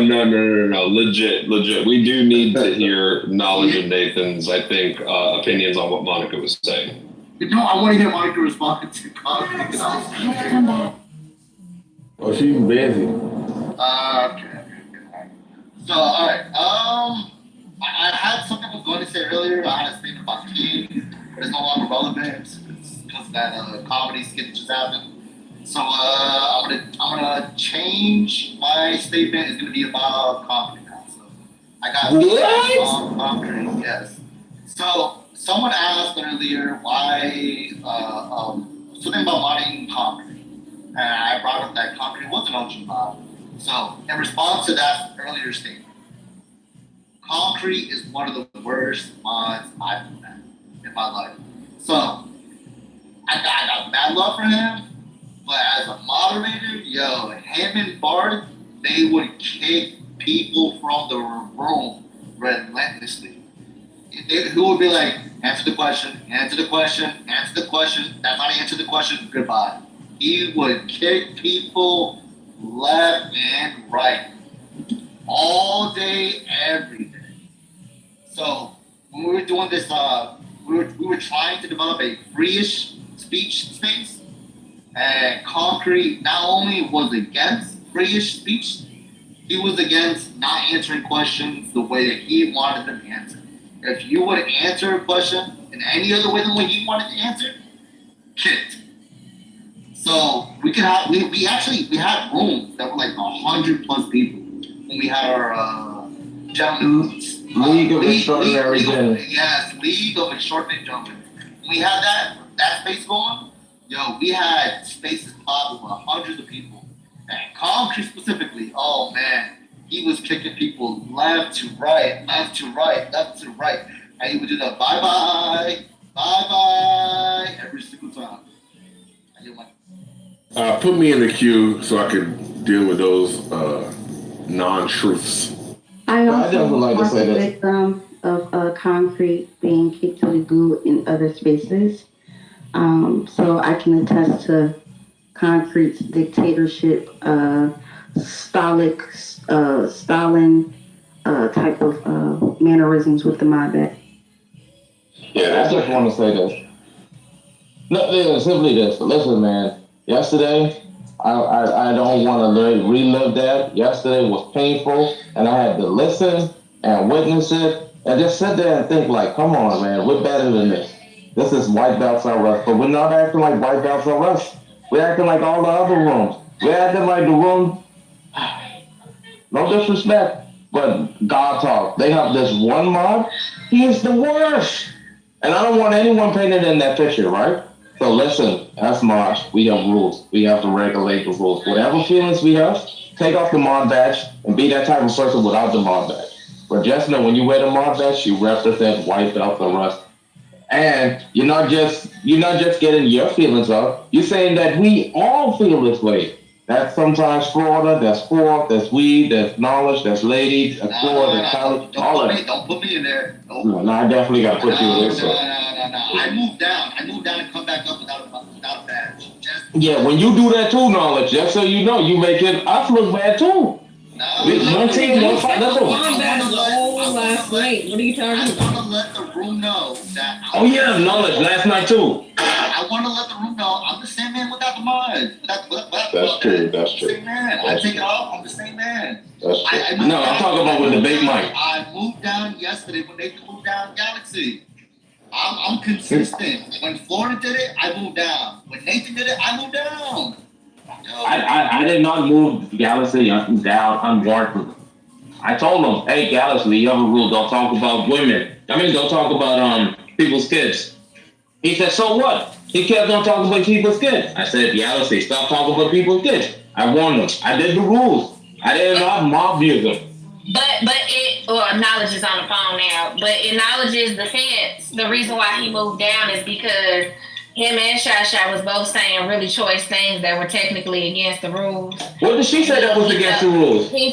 She said that you are gay and diseased with HIV, something to the line of That's gay not and against the diseased. rules. No. She said, and you'll never have any fucking kids and something else. And then she talked about his family. The family isn't against the rules. Okay, Spouse you ain't gotta yell at me. I'm kids. just telling you why he sorry. moved down. My fault. I didn't mean to say that. I'm just passionate, lady. I'm not yelling. It's all good. I guess I'll let him tell you why he moved down. I have 5 minutes to talk before It's my turn. Yeah, it's my turn. Knowledge asked me. Yeah, it's my turn. Yeah, it's my turn. What you do when it's somebody's turn is you say, hey, Concrete, do you mind if I go next when it's somebody's turn? That's what you do, right? You don't try to like force your way. You just ask politely like a normal human being. Yeah. So you said, hey, Concrete, do you mind if I go? And then I say, yeah, sure, no problem. Like other normal human beings. Maybe you don't act like you're entitled, right? May I wrap up? Monica? May I please wrap up, please? Do you think maybe that's the way to go, Monica? May I please wrap up, guys? There's only one person talking. Now, thank you, Concrete. So is it my turn or not? I wasn't finished. Oh, yeah. Golly. Anyways, the last thing I wanted to say this, just to touch to what Knowledge was saying. Listen, we tried. Listen, I don't get Concrete. Concrete is the nicest and then the worst person, man. He wants to be nice and he wants to be unlike. I don't get it, man. Listen, when we started up, man, it was 4 gentlemen, bro. It was me, Concrete, Knowledge, Bart. 5 of us. Me, Concrete, Knowledge, Bart, and Trinity, bro. All of us, bro. We came together. We had this room, bro. The League of Extraordinary Gentlemen. Right? Concrete was the head. And every time, bro, I would curate rooms, build it up. 300 people plus. Concrete would come in during this time. And he would, I'm talking about, it got so bad. 30 minutes. Literally 30 minutes. The room was cleared. Everyone left the room. And guess what Concrete did? He ended up leaving.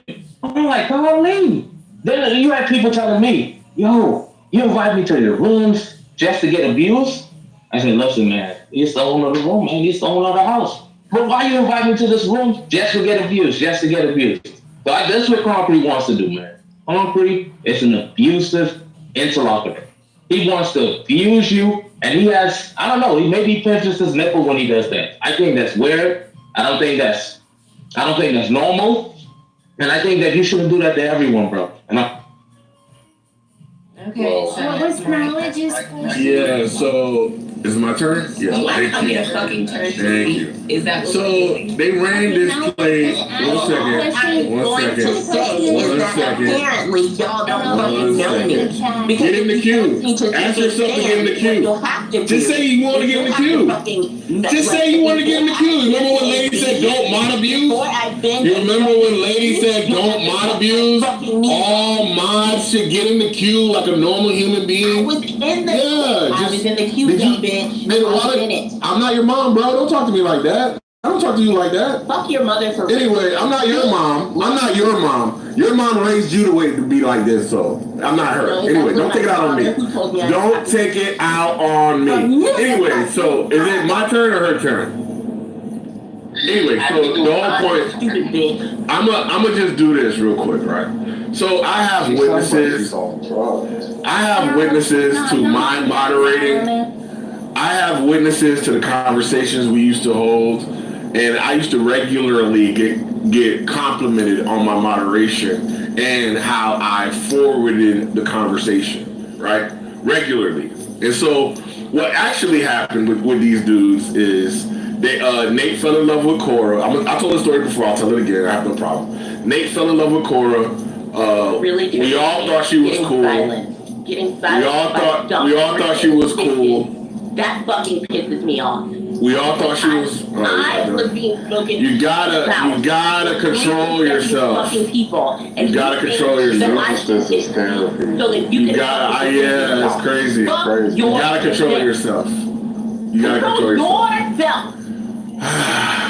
Anyway, so they absolutely have way more tolerance than me, right? They absolutely have way more. They absolutely have way more. That's the fucking problem. Log out, dummy. Log out, dummy. Log out, dummy. Log out. You fucking dummy. Anyway, like I was saying, log out. Hit that leave quietly button, dummy. Anyway, like I was saying, they obviously have way more tolerance than I do, right? All fucking day, because I got time. Oh, okay. So she's not really tormented. She just enjoys it, like you said, right, King? Because if she was tormented, she'd hit that leave quietly button. She'd go find another room. She'd hit the hallways. She'd find another room where it's not this crazy, right? But she stays and she wants more. And they feed into it. They feed into the psychosis. You know who else used to do this? Cora, Royvis, Boris. They all have this thing where they like to fucking throw a tantrum. But me, if I was a mod, you think I would just sit here and listen to it? No. Why? Alright, now listen, this isn't going anywhere. This isn't going anywhere, man. Listen, if we're gonna do this, let's do this, man. Everyone got 60 seconds to say their piece, man. 60 seconds, we move on. You see how he's making it two people's problem? You see how he's making it? Yeah. I'm making it two people. Yeah, that's weird. You're a weirdo, bro. Just let me finish. Okay, I'm not arguing. Let me just finish. Why you cutting me off? Why the fuck you cutting me off for? The fuck? Sensitive ass. Anyway. There you go. Shut up. Shut your damn fat ass up, nigga. Anyways, like I was trying to fucking say, bro. 60 fucking seconds. 60 fucking seconds. Alright. Yeah, I'm a bad mod, sensitive ass nigga. Anyway, this nigga lost his fucking mind for a fucking weirdo on the internet. Lost his fucking mind. You are fucking weird, bro. Sorry. And you can't see it, but I'll tell you. Every time you bring that stupid shit up, I'll tell you how fucking weird you are. Losing your mind over that fucking weirdo lady. And where is she now? Where's Boris now that you lost your fucking mind for? And just like Tally, losing your mind for Monica. You're weird, bro. You lost your mind. What the fuck is wrong with you, bro? Get this shit together, man. This is not real life. This is the internet. These are people with personas. And you fall in love overnight. You are a tender dick weirdo for some fucking strangers. And you want to take that shit out on me. Get the fuck out of here. Anyway, like I was saying, this nigga fell in love with Cora, and I saw through the bullshit, just like I see through the bullshit with Monica, see through the bullshit with Tally. I would never let them fucking manipulate my fucking space or room or mind to like slide on the homies or fighting. But this nigga loves that shit. That's time. And so, yeah, that's fine. Go ahead, Charlie. Go ahead. And then I'm after. I was simply saying that I am very against threats of danger, threats of violence, all that shit. And before I bend the knee to dumb, violent niggers, you will literally have to incapacitate me. It's never gonna happen. I'm not one to bend who I am to the nature of an animal. Okay? I don't have to be modded. I don't even want to be fucking modded. I don't want shit to do with these niggas. I would give up all the fucking hundreds of people I like just to not tolerate the bullshit from that one dumb nigga. I don't know how you haven't observed this about me, and that I have to say it out of my mouth says that maybe you haven't been looking. Okay? And my apologies for not making it clear before. The answer from me is no and hell no. I don't have to mod. I don't have to be here. When I'm not here, don't ping me. I don't want anything to do with them, okay? If you want a dumb nigger space, have it. I don't want to be involved. All right, go ahead, Monica. Wait, did she say she was retired? So, I value Tally. I think she's an asset to the room. I think there's people who bring more value than others here. I think there are trolls in the chat that don't get chastised, and people have to suffer their slings and arrows daily. And we have to ignore them because that's the rules of chillism white belts. And going back to concrete, there's a reason why you're not a moderator in here. There's a reason why I'm not a daily moderator in here. And if you don't own your fucking shit, Concrete, as funny as you are, as entertaining as you are, I will take Tally all day, all damn day over your performative clown ass. Thank you. Knowledge, I don't know your question. I didn't hear it. I can't answer it. I was in the queue 10 minutes ago, but obviously I had to wait, and I'm out of time. I know, it's everything happened to me. I get you. May I ask? Thanks, sorry. May I ask something? Just going back to feedback Fridays, and I don't know if y'all already tried to do this. Yeah, I don't know if y'all tried to do this already, and it failed, or people just didn't want to actively participate. But have you all ever proposed a space in like the private where like a unbiased mod would be in that space with the parties involved to kind of hash out whatever issues that they have with each other? Well, we've tried, yes. Okay. I was about to say, and like, just so that it doesn't take away from the value of the room, and so that it doesn't, you know what I'm saying? So it's a separate thing, and then you can come back to the normal conversation. I am curious to know when it was implemented, how did it go, and why was it unsuccessful? It was suggested, but not everybody wants to contribute to that. You know, I think that it's a great idea, but not everybody is always going to be on the same page with that kind of stuff. So, like, how was it enforced? Meaning, like, and I'm just using this as an example, not saying that y'all have to do this, but like, just like how Nathan gave Concrete and Tally 60 seconds to like air out their grievances before moving on, I think that should be one of the like outcomes. Like, okay, if you're not going to go into this private with an unbiased, unmessy mediator, or take a mod to go in there and mediate the situation, then you got 60 seconds to air it out, and then after that 60 seconds is dead. What if the person says no, they don't want to do it? Crystal, we do that all the time. We do that all the time. We even one time, like sometimes when there's like a lot of beef in the air, we give them 3 minutes. We say, yo, you 3 minutes, air out everything, let it out. And the other person 3 minutes, air it all out. After these 3 minutes interactions each, total 6 minutes, then that's it. That's the end of it. We do it all the time.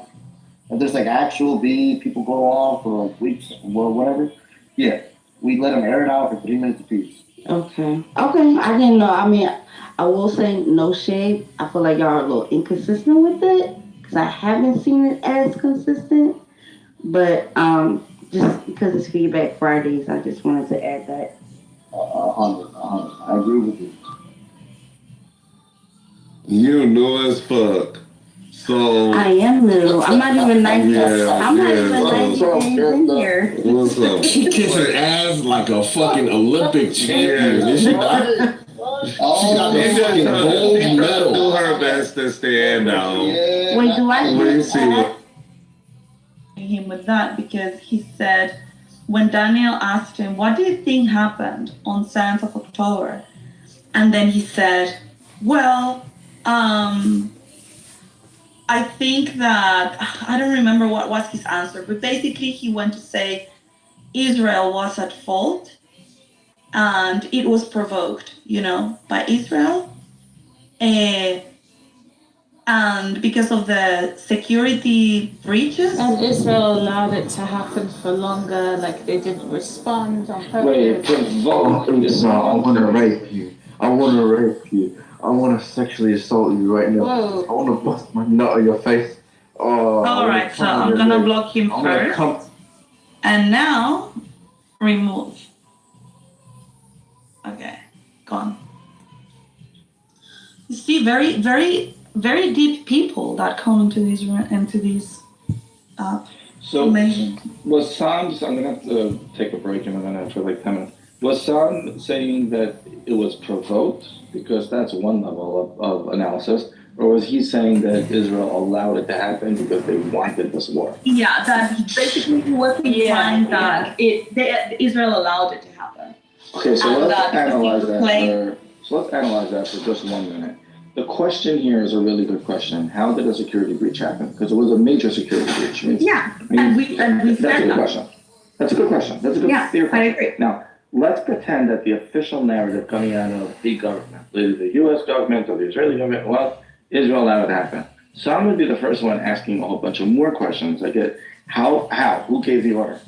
Who is embedded in the military that can give the order and then no one's Right. talking about it? I mean, you know how many generals and people would like this stuff, and wondering why we're only standing. I mean, the observations people in that room were told just like let yourself get killed. Like, is the people at the Nova Festival have connections to people in the army. You think their relatives didn't say like I'm getting my kid out of there? Like, there's way too many questions that don't fit.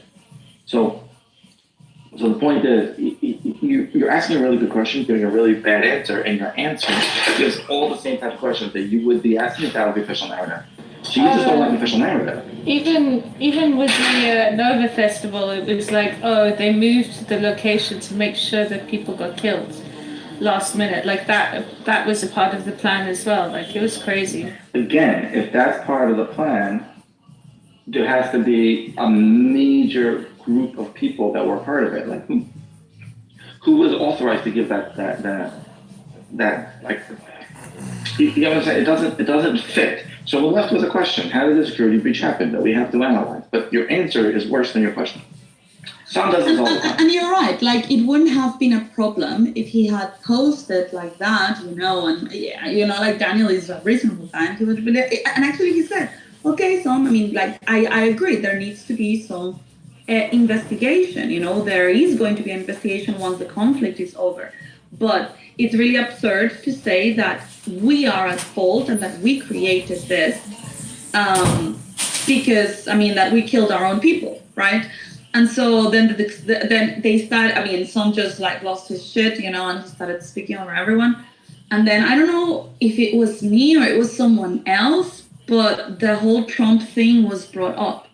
And I asked him like, okay, so it's like saying Trump got shot. There was an actual guy, a bad guy that wanted to shoot him. And then saying it was the Secret Service trying to kill Trump. It's like, okay, there was a failure in the system, there was a breach, but it was not the Secret Service trying to kill Trump because it just doesn't make any sense as what you were saying. Then you start putting the pieces together and it just doesn't make any sense. But that was how it was, the whole thing triggered. And yeah, he was basically blaming Netanyahu and Israel himself, and that they were benefiting from all of this happening and all of that. He's going to go to I just wanted to say the Canal or the Levantine natural gas pipe. None of the stories actually make sense either, but that's the place that sounds good. Yeah. I just wanted to say I'm sorry for like starting all that shit, but Sam's been posting shit like that for like months, and I really just wanted someone who was as knowledgeable as like Daniel, for example, to like debate him about it. And yeah, anyways, I didn't mean to start drama or shit with you or anything, so I apologize for that last. No, it's okay. Daniel said that you shared with him the link, and then he sent it to me, and I started looking at the posts, and I had no idea, and I was disgusted as well. Of course, it was uncomfortable simply because I don't know. Like I was like earlier, like, oh yeah, well, when Sam came in the room, I wasn't thinking that he would come, but since he came, I was like, oh well, meet Daniel. This is Sam. This is the guy that I would do the vaccine rooms with like a year ago, and we would be like every day doing a COVID room, And then he started talking about his book, so I had no clue that it was gonna go that way. But yeah, listen, it's fine. Like I don't mind. Like he is the owner of his own, of his own doings and his opinions. No, of course. Yeah, no, I just I know that Sarah had been arguing with him for months and months about this stuff and saying like, this is so irresponsible what you're doing. Don't worry, you and Sarah. Crazy brain frat. Yeah, no, but it's just like these are like insane conspiracy.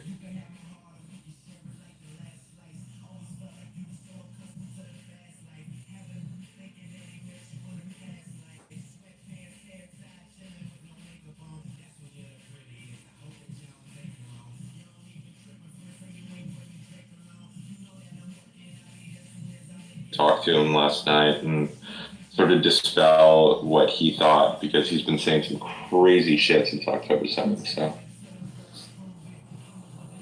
yeah, and yesterday Daniel was pointing me to the posts, and yeah, I saw them, and I think it's definitely not a good look.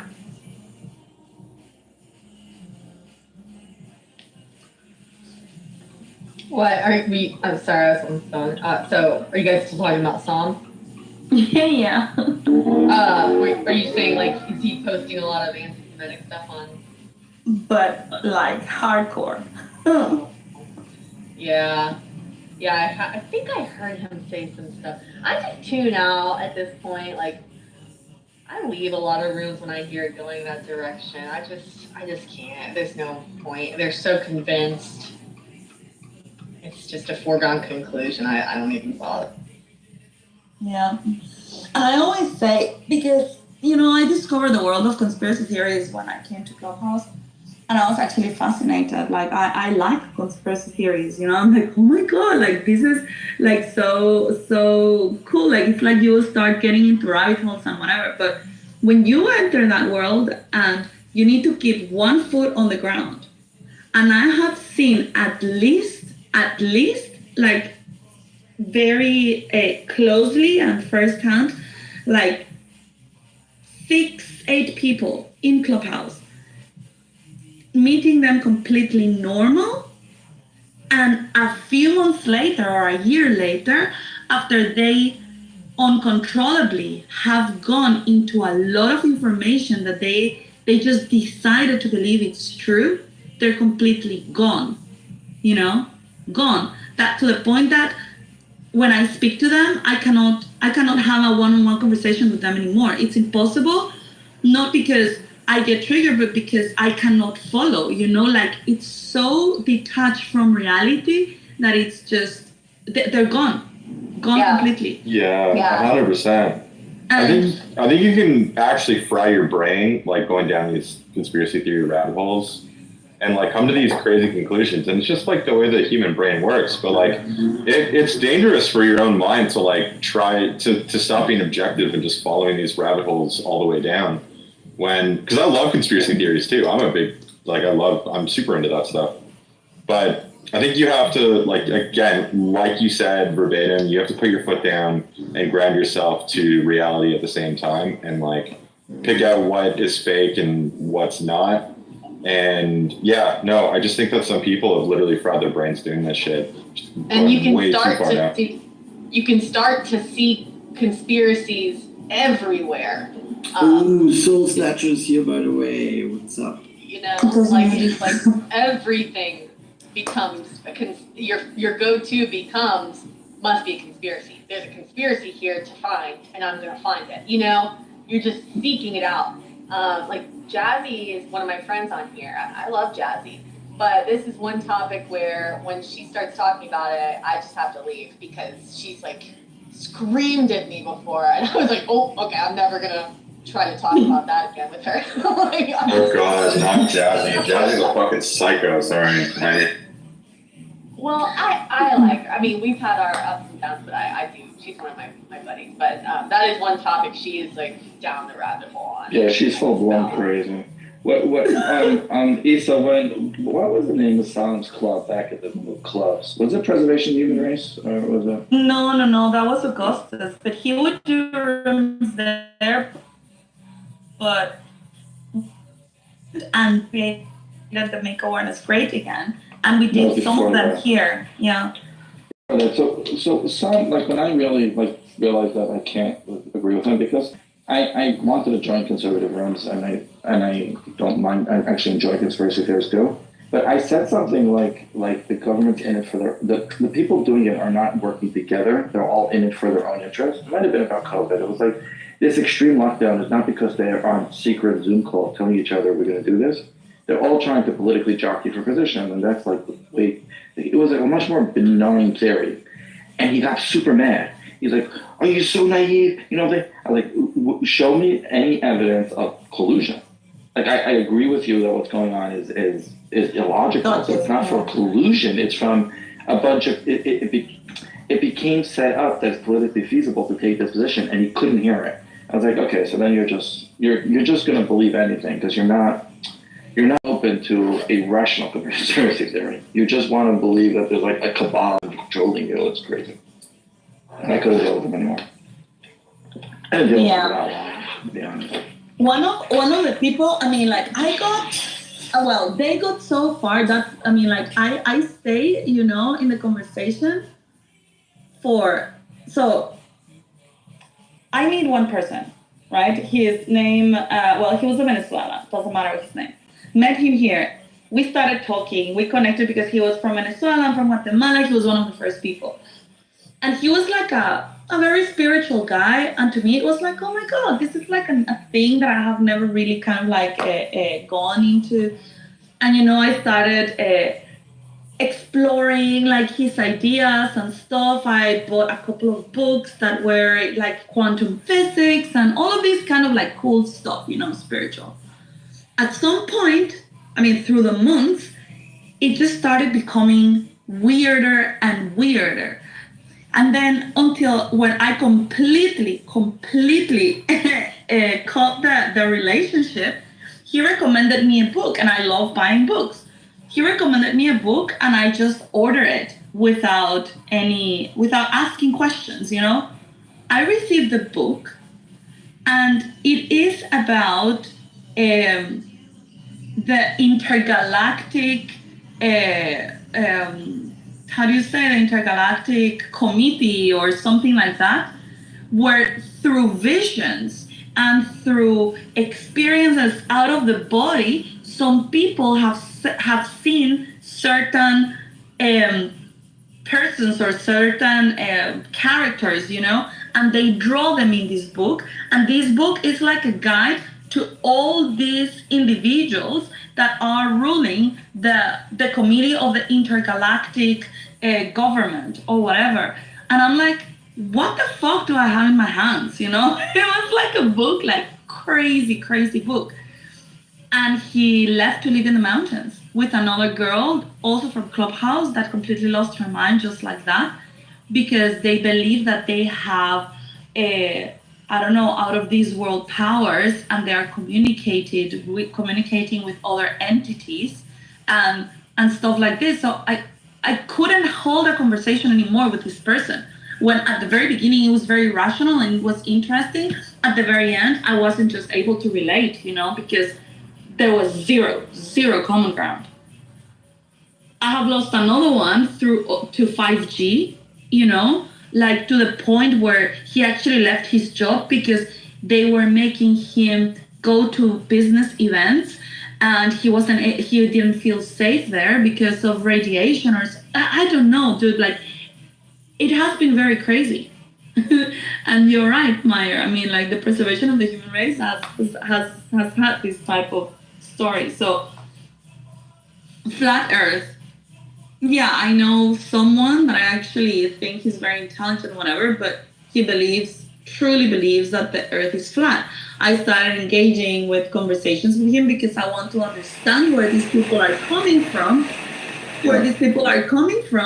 but he's just basically as well completely not scared, because he doesn't have a scared personality, but he decided to leave the world, and go live in the mountains, because the government will never be good to him, and the world is basically trying to kill him, So I've seen this, and I think it's dangerous when all you consume is only a fantasy and only a story. Look at QAnon. Like I started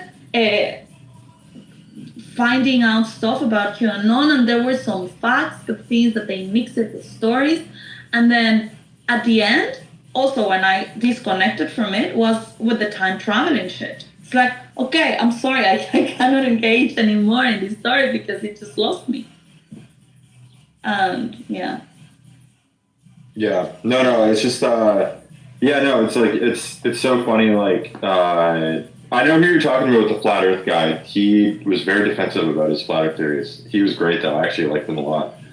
But yeah, no, I mean, there's all these like fucking crazy conspiracy theorists that are like tying everything to the Jews, and Sam is one of them, unfortunately. That's just like, you can like literally like he'll tie anything to it and he'll make a post about it, and it's just like fucking insane what he's like doing. So I don't know. I feel bad for the guy. Like I said, his brain's fried with this shit. So yeah, you just have to be careful with conspiracy theorists and conspiracy theories in general. You can just go down a really bad rabbit hole and end up moving to the mountains and being a fucking psycho, eating raw meat or something like that. So I think you need to be a very well calibrated person and have a very well furnished brain in order to be safe when you get into conspiracy theories. Because if you're just a weak-minded person, you will just believe anything.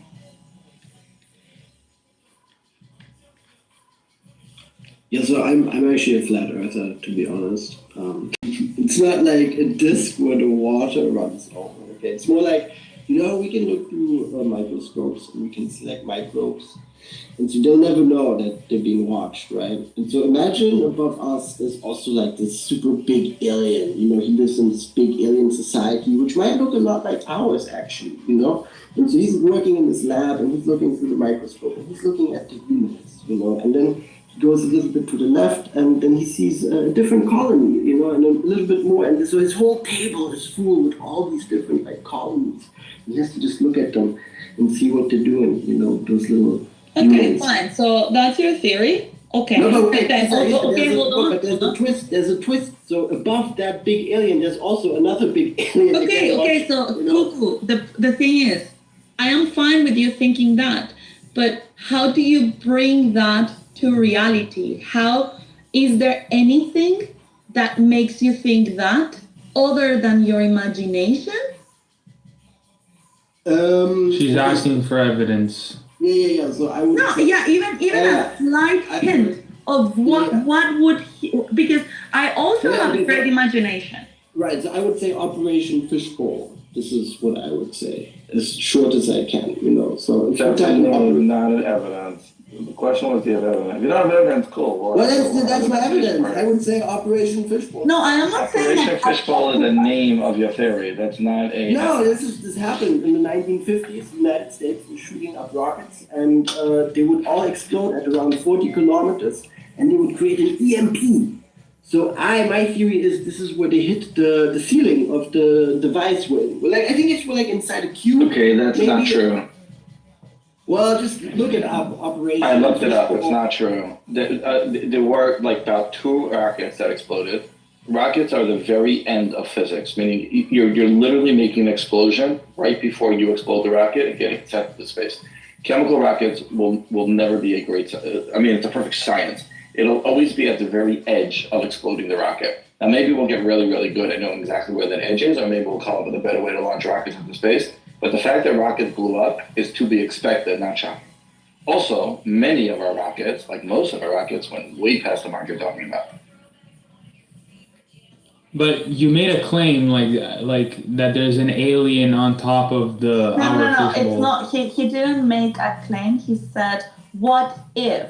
But it's okay. The what if, I'm fine with it.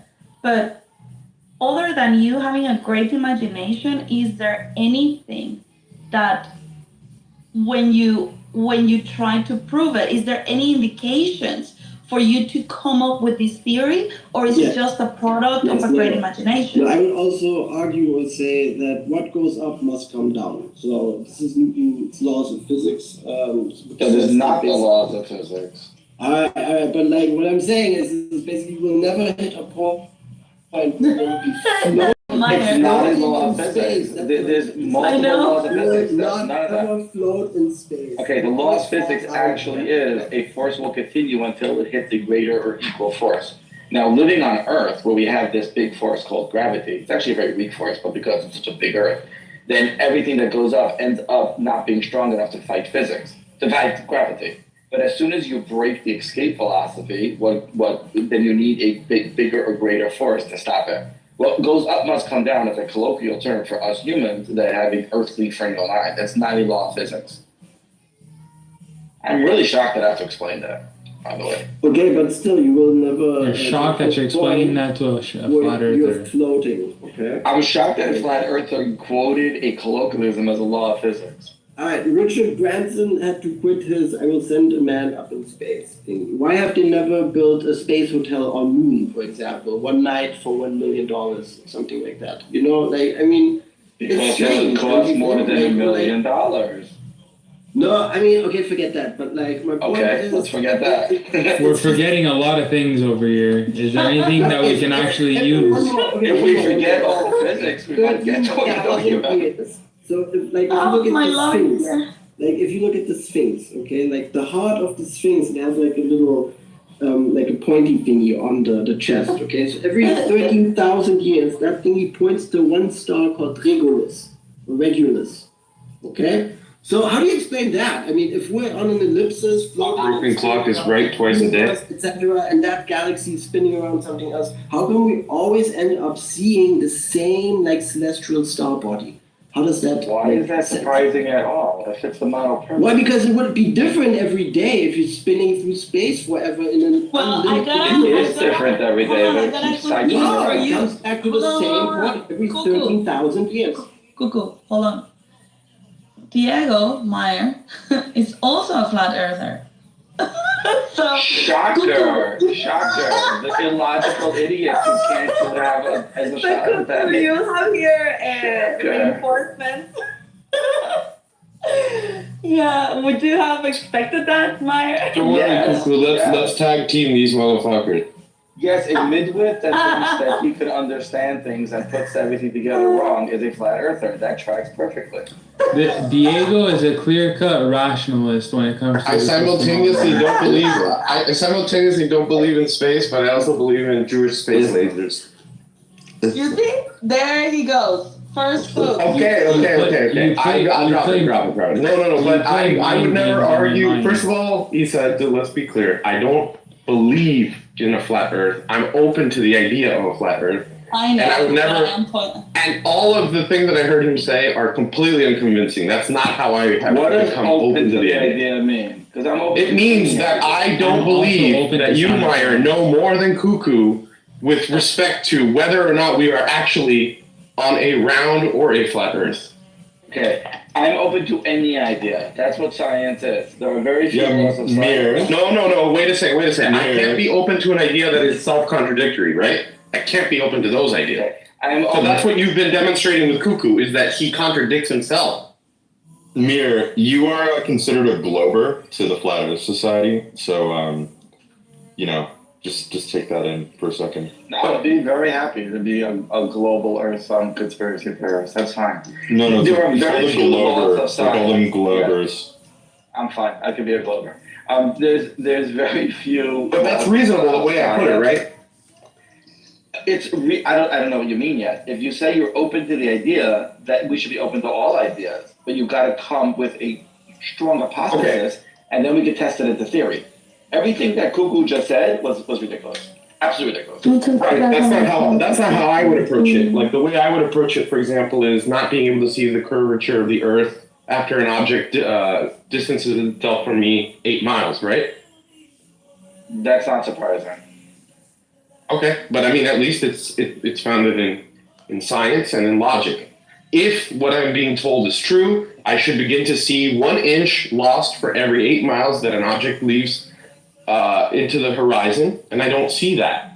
Or I should see a curvature if I'm at a... That did exactly that with the, I think it was skyscraper, I forgot what it was, and put it into the field of vision, and it came out precisely, lost exactly what he claimed. It's a pretty funny video. Yeah. See an inch lost at 8. That's miles. Because you can do a math equation. You can see a boat. No, that's not less than 8 miles. You can see a boat at further than 8 miles lose over the horizon. You can see it happen, but it's further than 8 miles because your eyes aren't going to see 1 inch from 8 miles away. So maybe you can't really measure it from 8 miles. That's not true. Yeah, right. No, it is true that you can see a ship. No, that's precisely. On a clear day, you can see more than 8 miles. No, but you can't measure. That's not what I'm asking. That's not even what I'm asking. I didn't say you can't see 8 miles away. I said you won't see an inch difference of an object 8 miles away with your eyeballs. You won't see it. But you can see a ship 20 This miles away. phenomena is not limited to my eyesight. I can use a telescopic lens, and the same when principle that should has apply. been done, I never did it, but when that has been done, that came out. But you want to know things that I've done. Then you will see it disappear. You would. And that's been tested and it's been tested. You can Google ships disappearing. Oscar, check the chat. You want check the chat. If you're gonna stick it at 8 miles at an inch, no, of course not.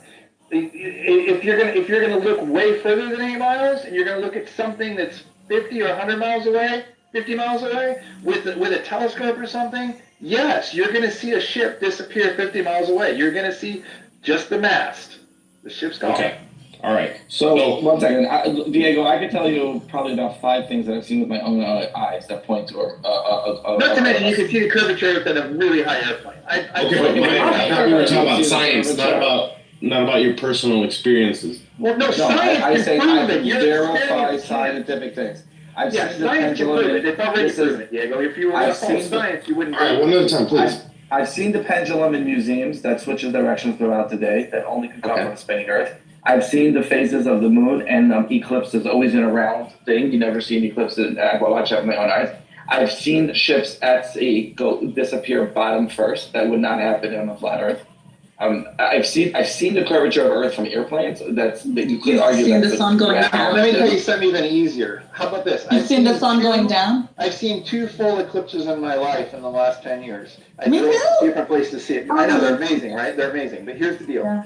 I was able to predict, they were able to predict for me where to go, where to drive in the United States to see a full eclipse. They were able to tell how many seconds I would see it based on where I stopped to look at it, okay? The people, they're telling me this years in advance, down to the second. Are the ones making the holographic projection. Diego, hang on. They're the ones using a round Earth model to predict it, okay? I've also seen photographs of the Earth with the eclipse across the surface of it being round on the round object. I've seen that too. If you can predict for me where the next eclipse will be without Googling it, based on any kind of flat Earth model science, please do. Because the minute you can do what they did based on round Earth science for me, down to the second, I might start to believe it. But the people predicting it will tell you that they're using a round Earth model to predict it. They're not using a flat Earth model. And they It's prove it. amazing They're how- able to do it down to the second, to where I could drive and actually time it, and I proved it. So they are using a round Earth model, not a flat Earth model. I'm They are not curious using about a this, projection model. Diego, because the predictions from the globers are all insanely accurate. We also found planets based on just calculations of where it should be, and then found the planet, well, one planet. So, Diego, I'm curious, when do you think round Earth became a theory? When do people start noticing that the Earth is round?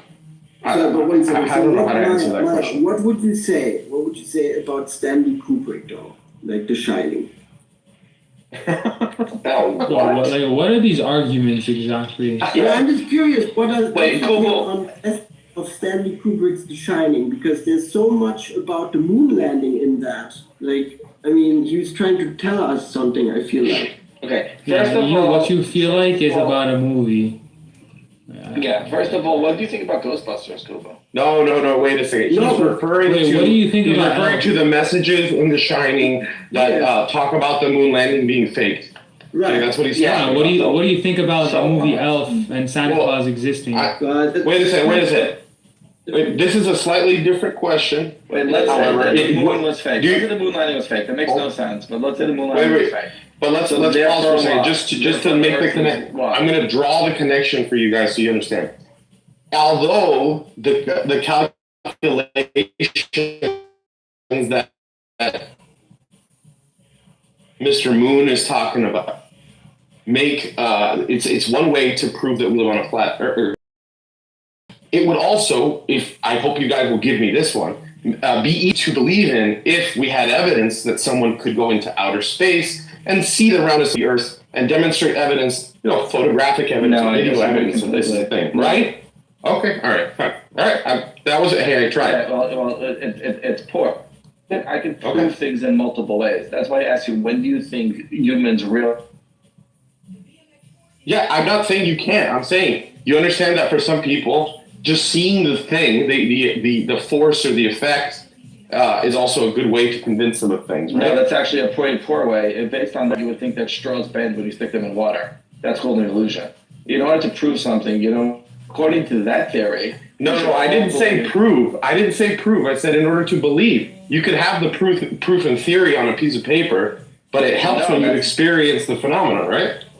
Diego, apparently it doesn't help because there's plenty of pictures of round Earth from space, and it doesn't connce anybody that. Yeah, it doesn't. That's because NASA has admitted that they're fabrication. I mean, I don't. That's not a controversial. They're fabrications, idiot. That's not true at all. It is very true. I mean, come on, you guys have seen the memes where they show like the 7 different images of the Earth, and they're all completely different. So let me get this straight. NASA admitted that they photoshopped it. You can even see that there are like multiple. Diego, I'm using your logic. Hang on. You just told me it would be really helpful to have pictures for proof, and then people would. And then I say they have pictures for proof, and you say, but those pictures are fake. I don't believe it. That makes no fucking sense. That is the dumbest thing ever. No. Wait, hold on. Let's pause for a second. Let's talk about a photo that will actually help. Okay. So we're good on this. Diego, I just want to point out to you that the ancient Greeks realized the Earth was round, and they did it with a very simple experiment that you could actually do yourself if you do enough work. I know. I know that. What they do? What they do? You're talking about the sundial. No. Well, that's another experiment that they did. Okay, what they did was they measured the shadow of 2 sticks in different cities, and yes, they that's the sundial. That's not a sundial. Yes, but okay. They didn't do it with sticks. They did it with a triangle, and it's a sundial. He did it with actual sticks, but okay. Either way, they made the famous experiment was with a sundial. That experiment was done 3,000 years. No, not 3,000. Close to 3,000 years ago. Yeah, look, it's cool that you're so confident that you know exactly how the world works. That's fine. That's fine. That's cool. That's an impressive way to live your life. You're confident that you know exactly how the world doesn't. No, I said I'm open to different explanation. He's not. He's not. No, that's a Simon, what did I say when you said open to different explanations? That's not how you're arguing it anyway. Oh my god, 2022 Clubhouse is so back right now. I fucking love it. No, this is 20. Oh yeah, it's 2022. 2021 was pure vaccine. And talking about vaccine, Dr. Jordan came in the room. Yeah. Hey, Issa, Oscar. Oscar, if your friends come into the room, we're kicking them out instantly. I'm just saying. Why? Oh, that's fucked up. That's fucked up, Simon. Every time he comes into the room, there's like 6 people who come, and they're just like the loudest people that contribute. He gets real ghetto real fast. Who? Oscar? Ah, yeah. Because Oscar brings his friends, and they just start like being crazy. Oscar, you're like that flea bag from Charlie Brown. Just bring the flies with you, dude. That's fucked up. Y'all are racist. That has nothing to do with races. That shit, it's called cider. No, I love Oscar. They just happen to be black. They just happen to be black, dude. I don't even care what race they are. I'm just saying, if your friends start to come in and be loud, I'm taking them out. I'm just saying. Did you, Simon? It's all coincidence when white people do. Did you already identify the new accounts of Edmund? Mine. Did you already identify all the new accounts of Edmund? No, he hasn't added on any of them. No, I think he just changed all the names and created new ones. Oh, well, I mean, I always kick out, like, if there's a PTR with a girl with massive tits and that says that they go to university, I always just kick them out. Why do you do that? That sounds gay. Simon hates massive tits. Yeah, I know. Everybody. I'm a little bitch. I just wanted to tell you. No, I just don't like useless around, people. but we just haven't understood because you always kick him out, so he's just camouflaging, I guess. I'm pretty good at kicking him out. He's probably here now, just listening and The laughing. things that you say are going to be saved. Mm-hmm. No, not at all. I don't care. Then what's the deal? Because he came into a room and He doesn't want the other disrupted it. objectivists to hear that he's an I'm anti-capitalist. never accepting it again. Anyway, so yeah, Flat Earthers. Those rooms were amazing. Were they though? They're still happening. I think, well, some of them, I mean, when there were people on both sides, you know, like they were playing tennis, you know, like throwing the ball to each side and kind of like challenging, not fighting. That was interesting. Now, when it's only flat earthers and there's that I cannot follow. Well, look, on one hand, I could accept the challenge of like challenging your basic premises, but like if you're so confident, then you should have at least a basic understanding, like the sundial, etc. But again, it shouldn't go beyond that. It should just be like, yeah, we all accept that the Earth is round because of the amount of evidence, the overwhelming evidence, and that's it. You could even loosen that. You could say, for now, we're going to accept the Earth is round until you... Yeah, it's round, but it's flat round. Yeah, exactly. It's round, but it's flat round. It's just not a ball. That's right. And when we talk about hitting both sides, it's both sides of the flat Earth, like the left side to the right side. Yeah. Like I remember the first time Diego brought this up to me, and I was just like, what do you mean? And he's like, okay, well, give me an example. And I was like, okay, let me go and, do a little bit of more research. And now, okay, I have my examples that I can cite as to why it's round. Right. How about are you open to the idea that they're lying to you about the space station or the flight to the moon or anything? I'm open to everything. I don't know how I feel about that, but to be honest, to be very honest, you can see the space station with your naked eye. You don't need to. I mean, I've seen actual photographers in my Facebook groups take pictures of the space station, so I don't know about that. But Like, look, Are you open? the amount of propaganda that I've seen in terms of like the meat industry, like in terms of like the whole keto stuff, is fucking insane. Like the food pyramid and all that stuff. So Yeah, The government lies. The government lies. We agree with that. yeah, it's manipulative. yeah, Okay, and then you should always assume the government's lying until proven otherwise, right? That's the reason. No, that is not. That is not. See, bro, you play word games Tell in me your more about mind. the government cult. Tell me more about the government I'll tell you cult. more about the government cult. You should always look for the underlying motivation for the lie. There's a very good reason for the food pyramid. We understand which lobbyist group got it in there and why it was put in. Just say the government lied about the orientation of the earth across multiple generations and multiple planets with a belief that was embedded in human science for over 2,500 years. It's stupid. Also, when you speak about the government as like a monolith entity, saying like the government as opposed to individuals who were bribed within the government or who were bought. And also, there's not just one government. I agree, Like but Americans, hello, there are other governments, and even if all the governments of the United States will try to convince that there's a flat Earth, there are like other countries in the world with other governments, guys. I mean, the USSR and America had a space race. Either one would have just said, hey, you guys are lying. You would have won the space race. Like, exactly. When you go to school in Russia, they tell you that the government is lying. When you talk about a conspiracy, Meyer is right. Like there is a basis, a reason for them wanting to lie to you. Whether it is, I don't know, for example, the food pyramid, as he says, the lobbying and all this industry, whatever. When you talk about, let's say, COVID or vaccines, if you want to believe that, well, okay, control of people, da da da.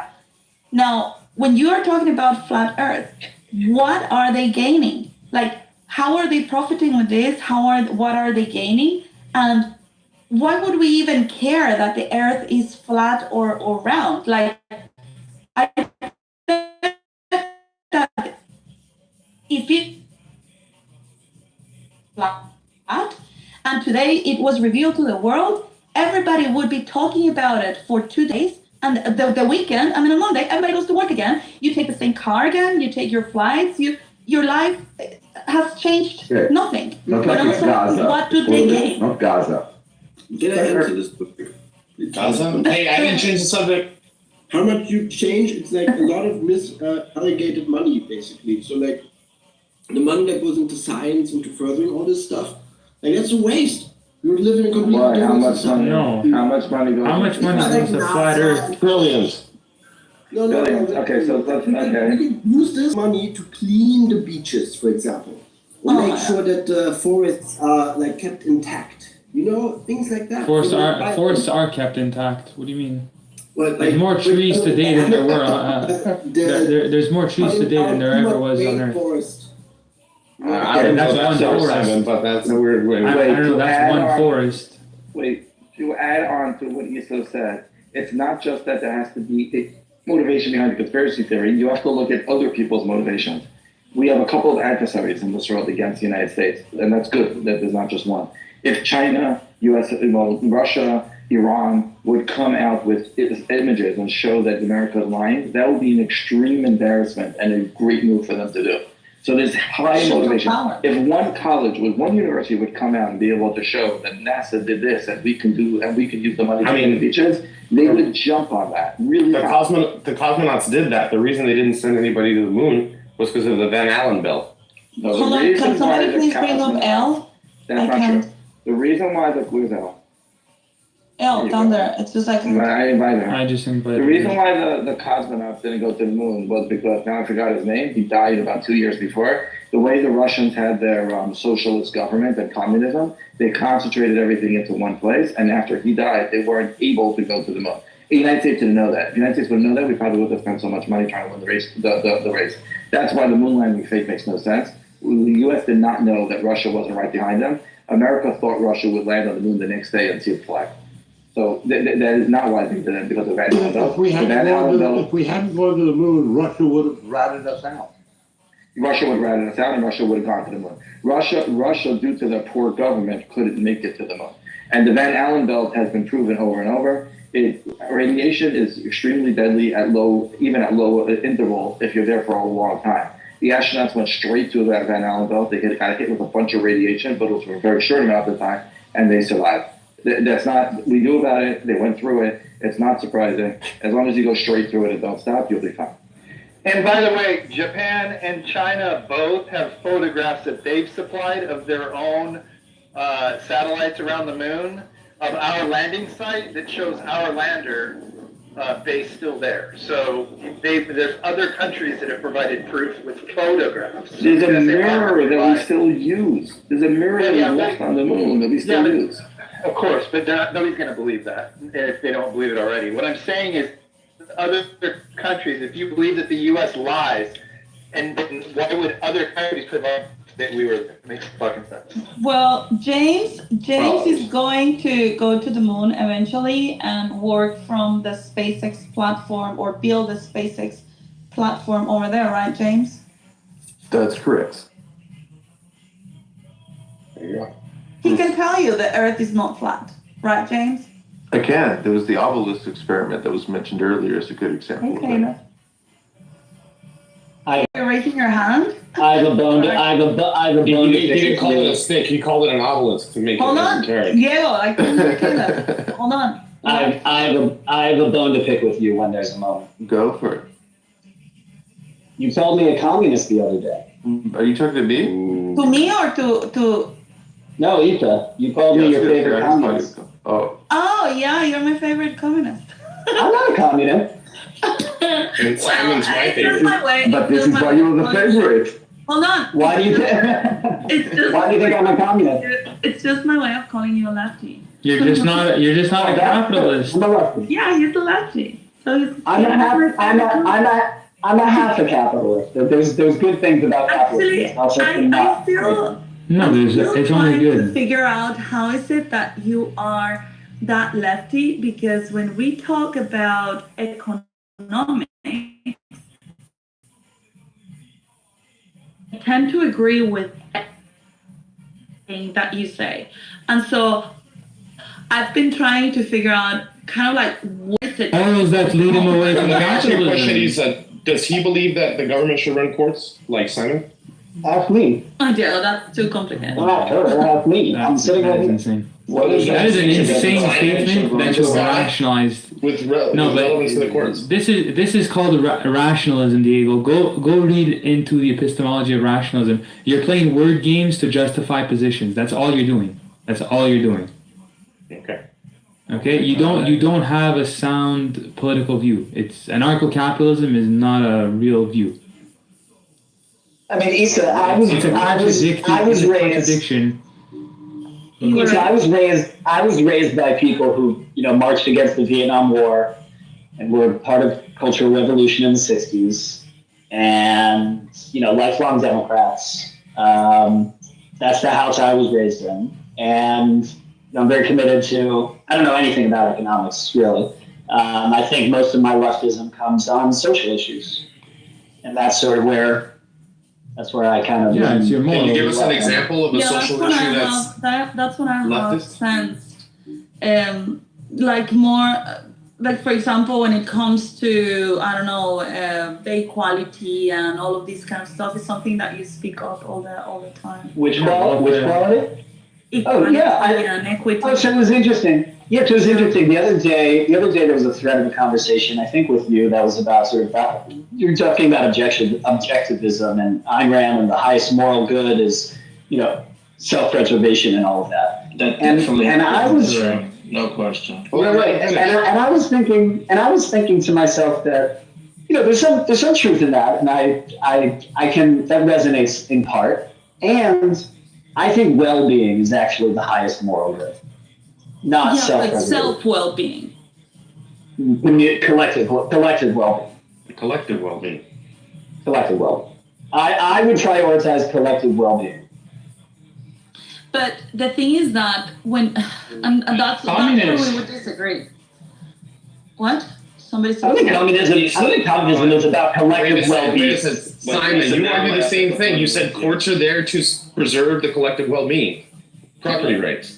No, I said, see, this, the well-being this of is the where collective, you and I of everybody, disagree, right? because I have a sound view of the role of government, and the role of an institution is to protect your individual rights.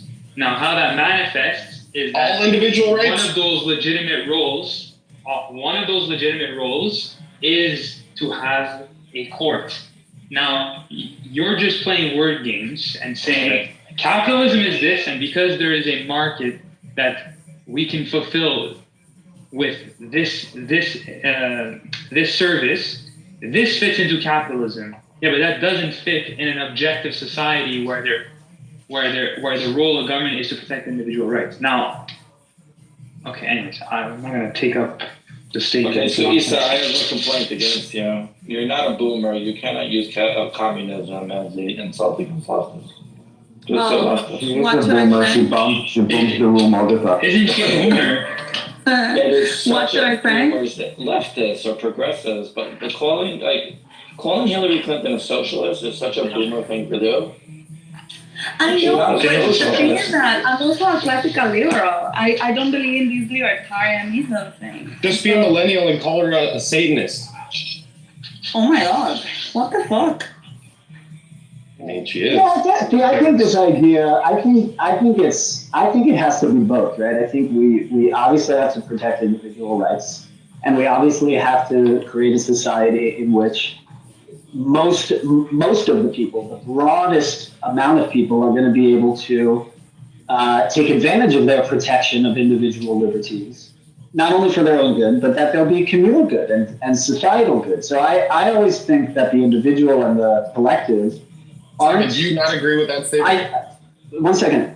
I tend to think that the individual and the collective are not at odds with each other, but they're a symbiotic whole. I agree. I agree, but I agree too.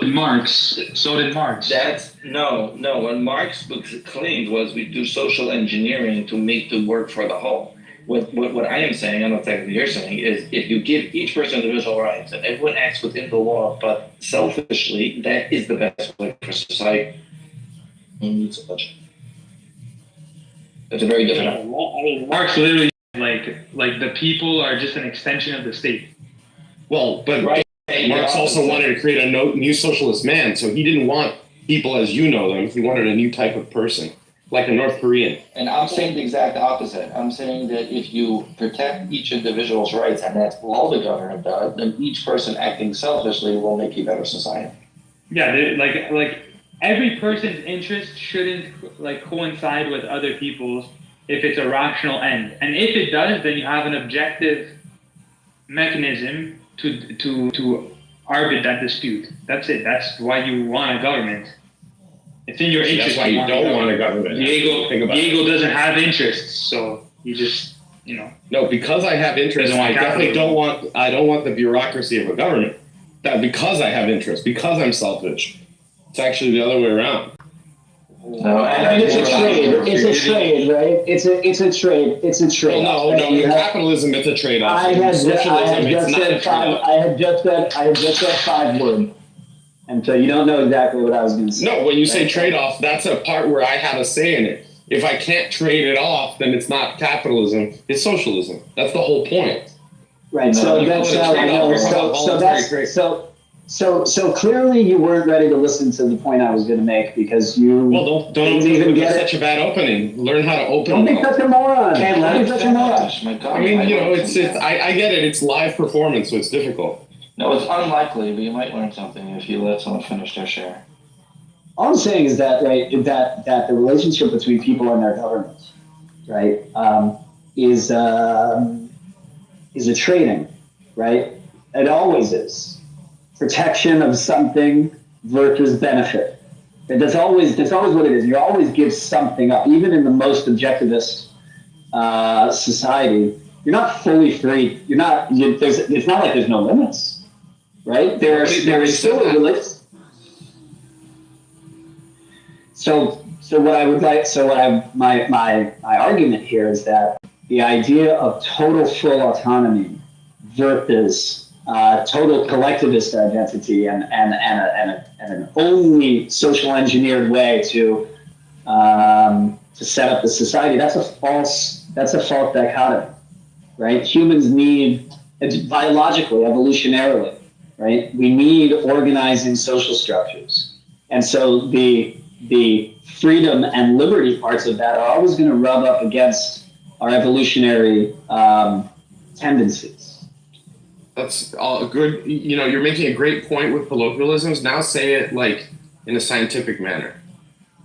I'm not sure I could say. I'm not sure I could say it in scientific. You can't because you contradict yourself. That's the point. So what you're saying? Where did I contradict myself? Where did I contradict myself? Because at the end of the day, if you're not allowing a person, if you're not allowing a person to voluntarily trade something, which you call where did I contradict myself? Where did I contradict forcing them myself? to do things. And where did I nobody contradict chooses myself? to have a government rule over them. They're forced to have a government rule over them. Diego, take a breath, man. Where did I contradict myself? Where? I just told you you're not listening. You didn't say where I contradicted myself. Please When point you out the said contradiction. that when you said that having a government is a trade-off, you are invoking the implication that people freely choose the government, except that's not what a government is. That's not true. I did not make that implication. Hold on. You made your point. So let me make your point. So then let me follow the logic. If you're not making No. Hold on a second. No, wait a second, Diego. Wait a second. I did not imply that it's all of our individual choices to make the trade-off. It's the rulers that do the trading off, right? It's the rulers that do it. And it was. I'm just cutting to the chase. Can you stop fucking interrupting? Can you stop contradicting yourself? Diego, come on. Diego. Both of you. Can you guys have got just a back and forth? You both are intelligent. You can have this. We can. I know we can do this. Emote. Yes, I know you guys can. I know you can. So Diego, stop interrupting. Let him finish. Thank you. I'm not saying that we each on a daily basis or even at a certain point you reach the age of majority and you say, yeah, I agree to this system or not agree to this system. Other people agreed for us on our behalf hundreds of years ago. And that's just the way that it is when you're born into a government system.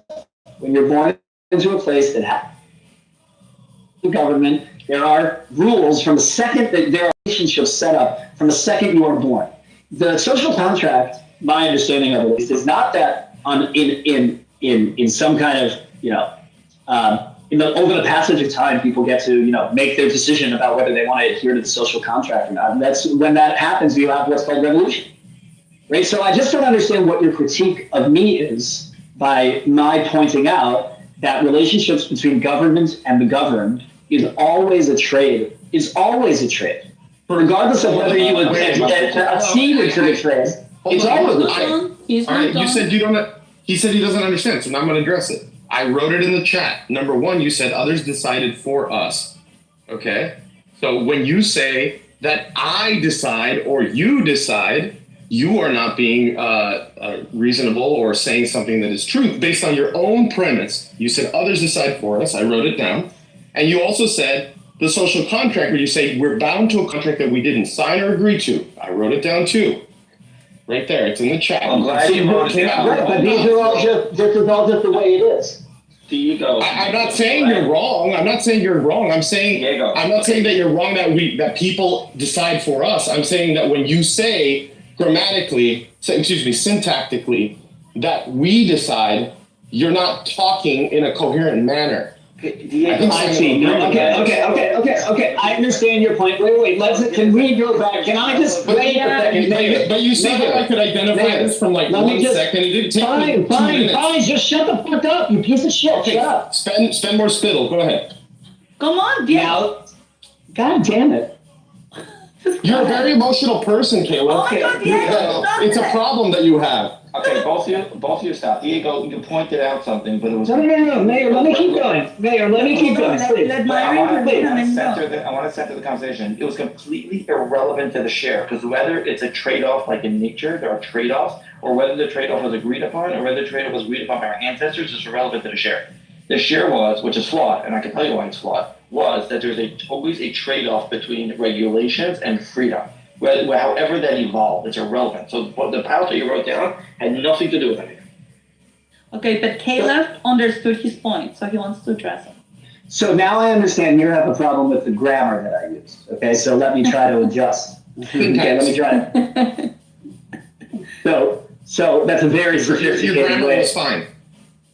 The grammar was fine, the syntax was bad. Okay, fine. I had to make a syntactical error, right? Please understand what I'm so stupid. Okay, go ahead.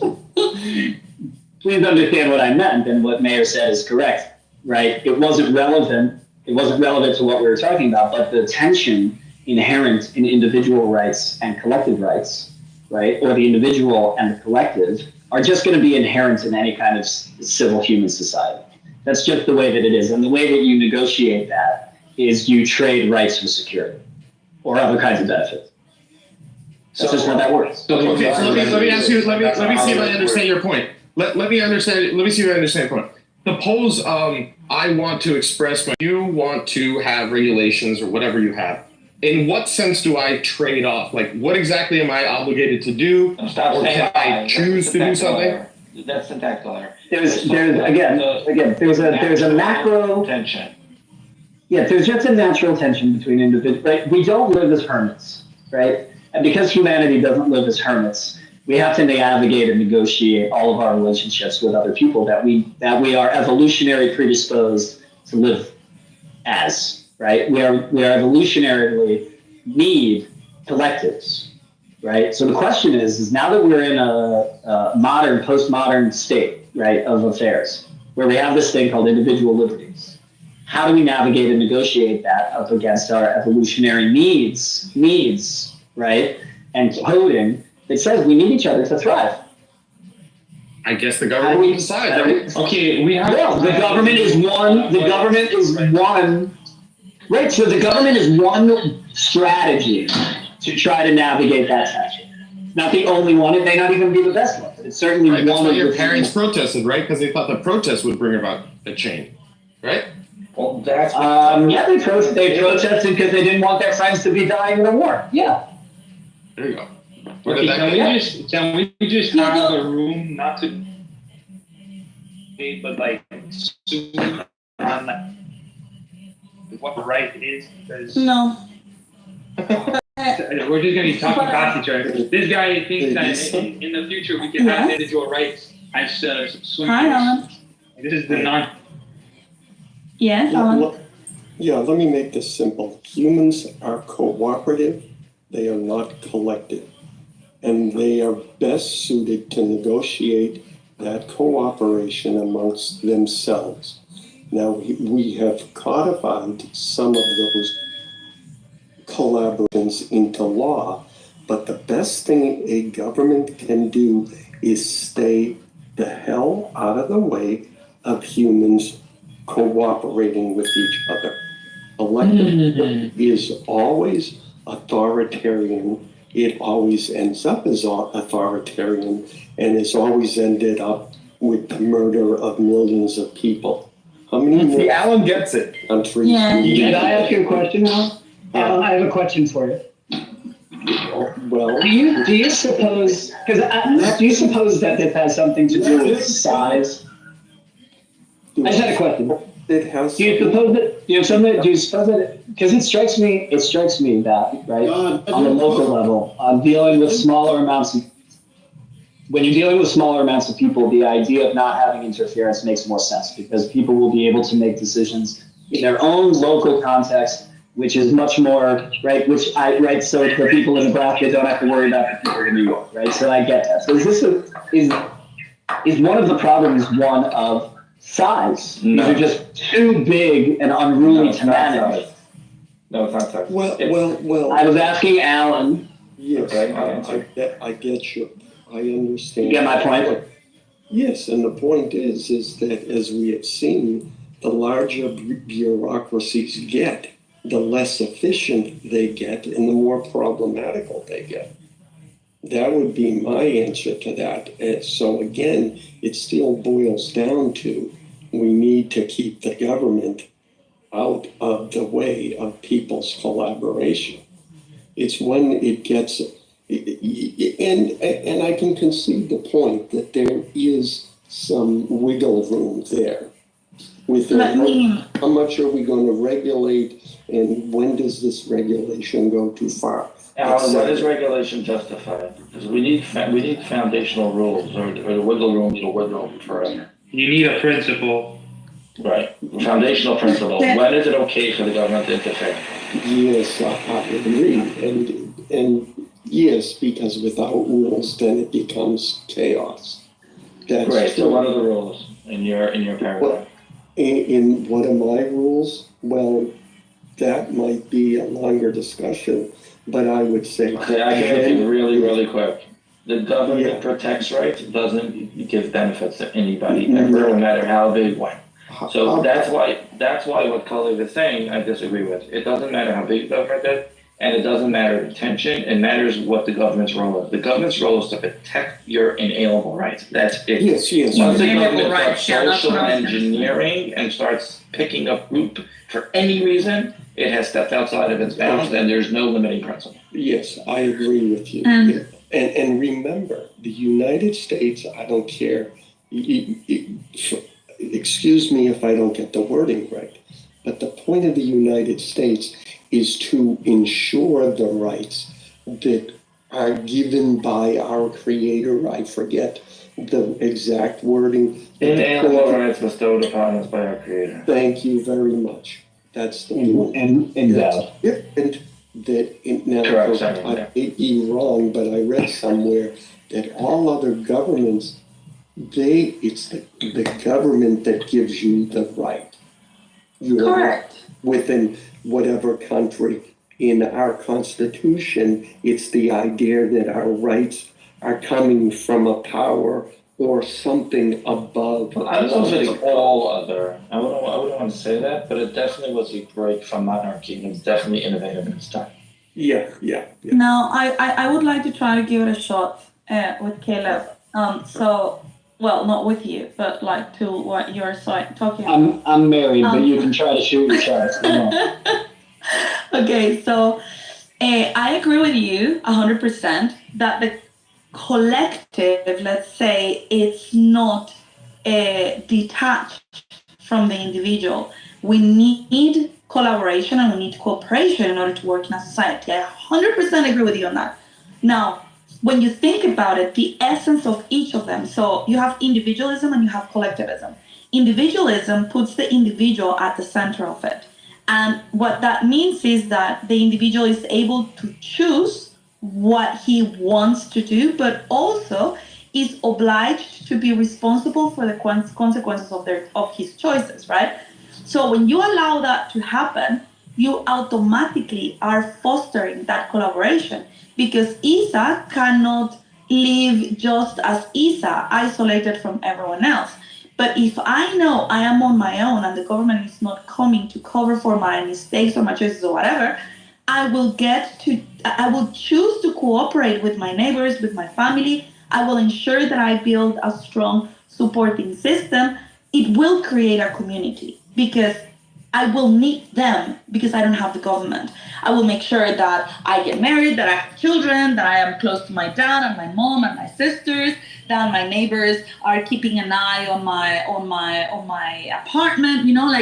You actually create collaboration. When there is no government taking care of your children, then you go to the church or the synagogue, and there is some community. And so it's not my children, it's our children, Now, that is on the individualistic side. On the collectivist side, the problem is that the prioritization goes to the collective. So we are working here for the collective, and the individual, we forget about him. So we use the individual in order to fund the rights of the collective, the benefits of the collective. And the problem with that, when you do it, is that instead of fostering actual relationships, my relationship now is with the government. I have benefits. I don't need to get married because if I'm single, I'm benefited by the government. I pay less taxes or whatever it wants to be. If I am a single mother, I don't need to look for a husband. I don't care if my husband left or if I just had a one-night stand, and I had children, because the government is going to take care of that. If I don't have a job, it doesn't matter because then the government pays me. I don't need to have a strong network and find a job. You get my point? And so in the end, this idea of collectivism, what actually does is that it disconnects people from the society and from the need of collaboration. So it's a little bit fucked up because it's inverse, I think. But they have made us believe that collectivism is the virtue thing to go after because it sounds nice, because it makes you think that you're worrying about the rest of the people and that you're being generous to them. But what actually it's doing is that it's disconnecting individuals, and they're depending 100% on the government.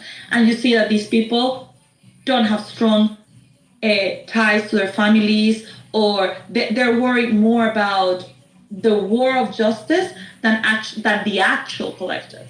And that was my So I chugged. So very very interesting. Say last time. So So remember when I asked you about the Acolyte? That's exactly what that Star Wars show is about. The new one. That's why, like, the question is: do you tend more to be a Sith, or do you feel more like a Jedi? Okay, I will give a look. Although I'm not a Star Wars girl, but yeah, I will give a look.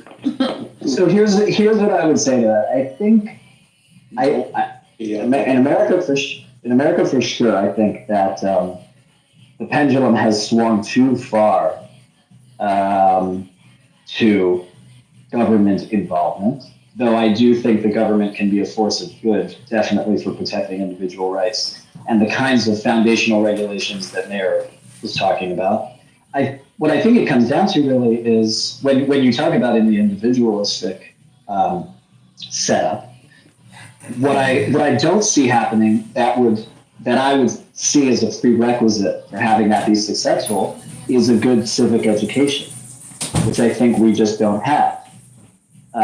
We don't teach people self-sufficiency. We don't teach people those kinds of things. And part of that has to do with the government overreach, but part of it is the collapse of civics, right?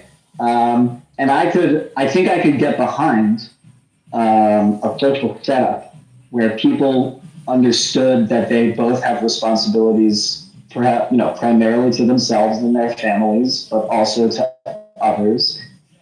Actually speaking, the understanding is that the collective cannot be healthy without the deep work of individuals. But in that setup, I would argue that the collective is still the goal. The method of strengthening the collective is strong individuals who know how to collaborate. But in the end of the day, what you're really looking for is a high-functioning collaborative society, which is much more, much less about individuals than it is about creating a function. The problem. Okay, I pretty much agree. Did that make sense? Did that make sense? It does make sense, but I just want to say one sentence, Maya.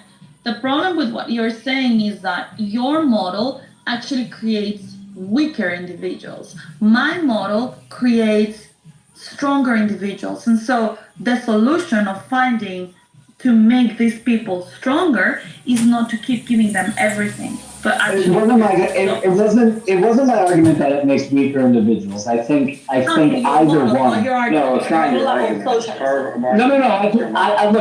I think either kind of setup could create strong individuals or weak individuals. The question is, how do we teach people how to live in this society? How do we teach people to live in this? Right? Los Angeles will create stronger individuals, but there will also be people that fall apart. But I pretty much agree with most of what you're saying. I just wanted my main pushback is we have to have a limiting principle for government involvement, or we won't just end up where we are today. It will get worse and worse and worse. So my point is that I agree with you that strong individuals will create a stronger society. Now there will be people that make bad choices that fall apart, and that's a problem. There will be orphans that have to be taken care of that will rely on the charity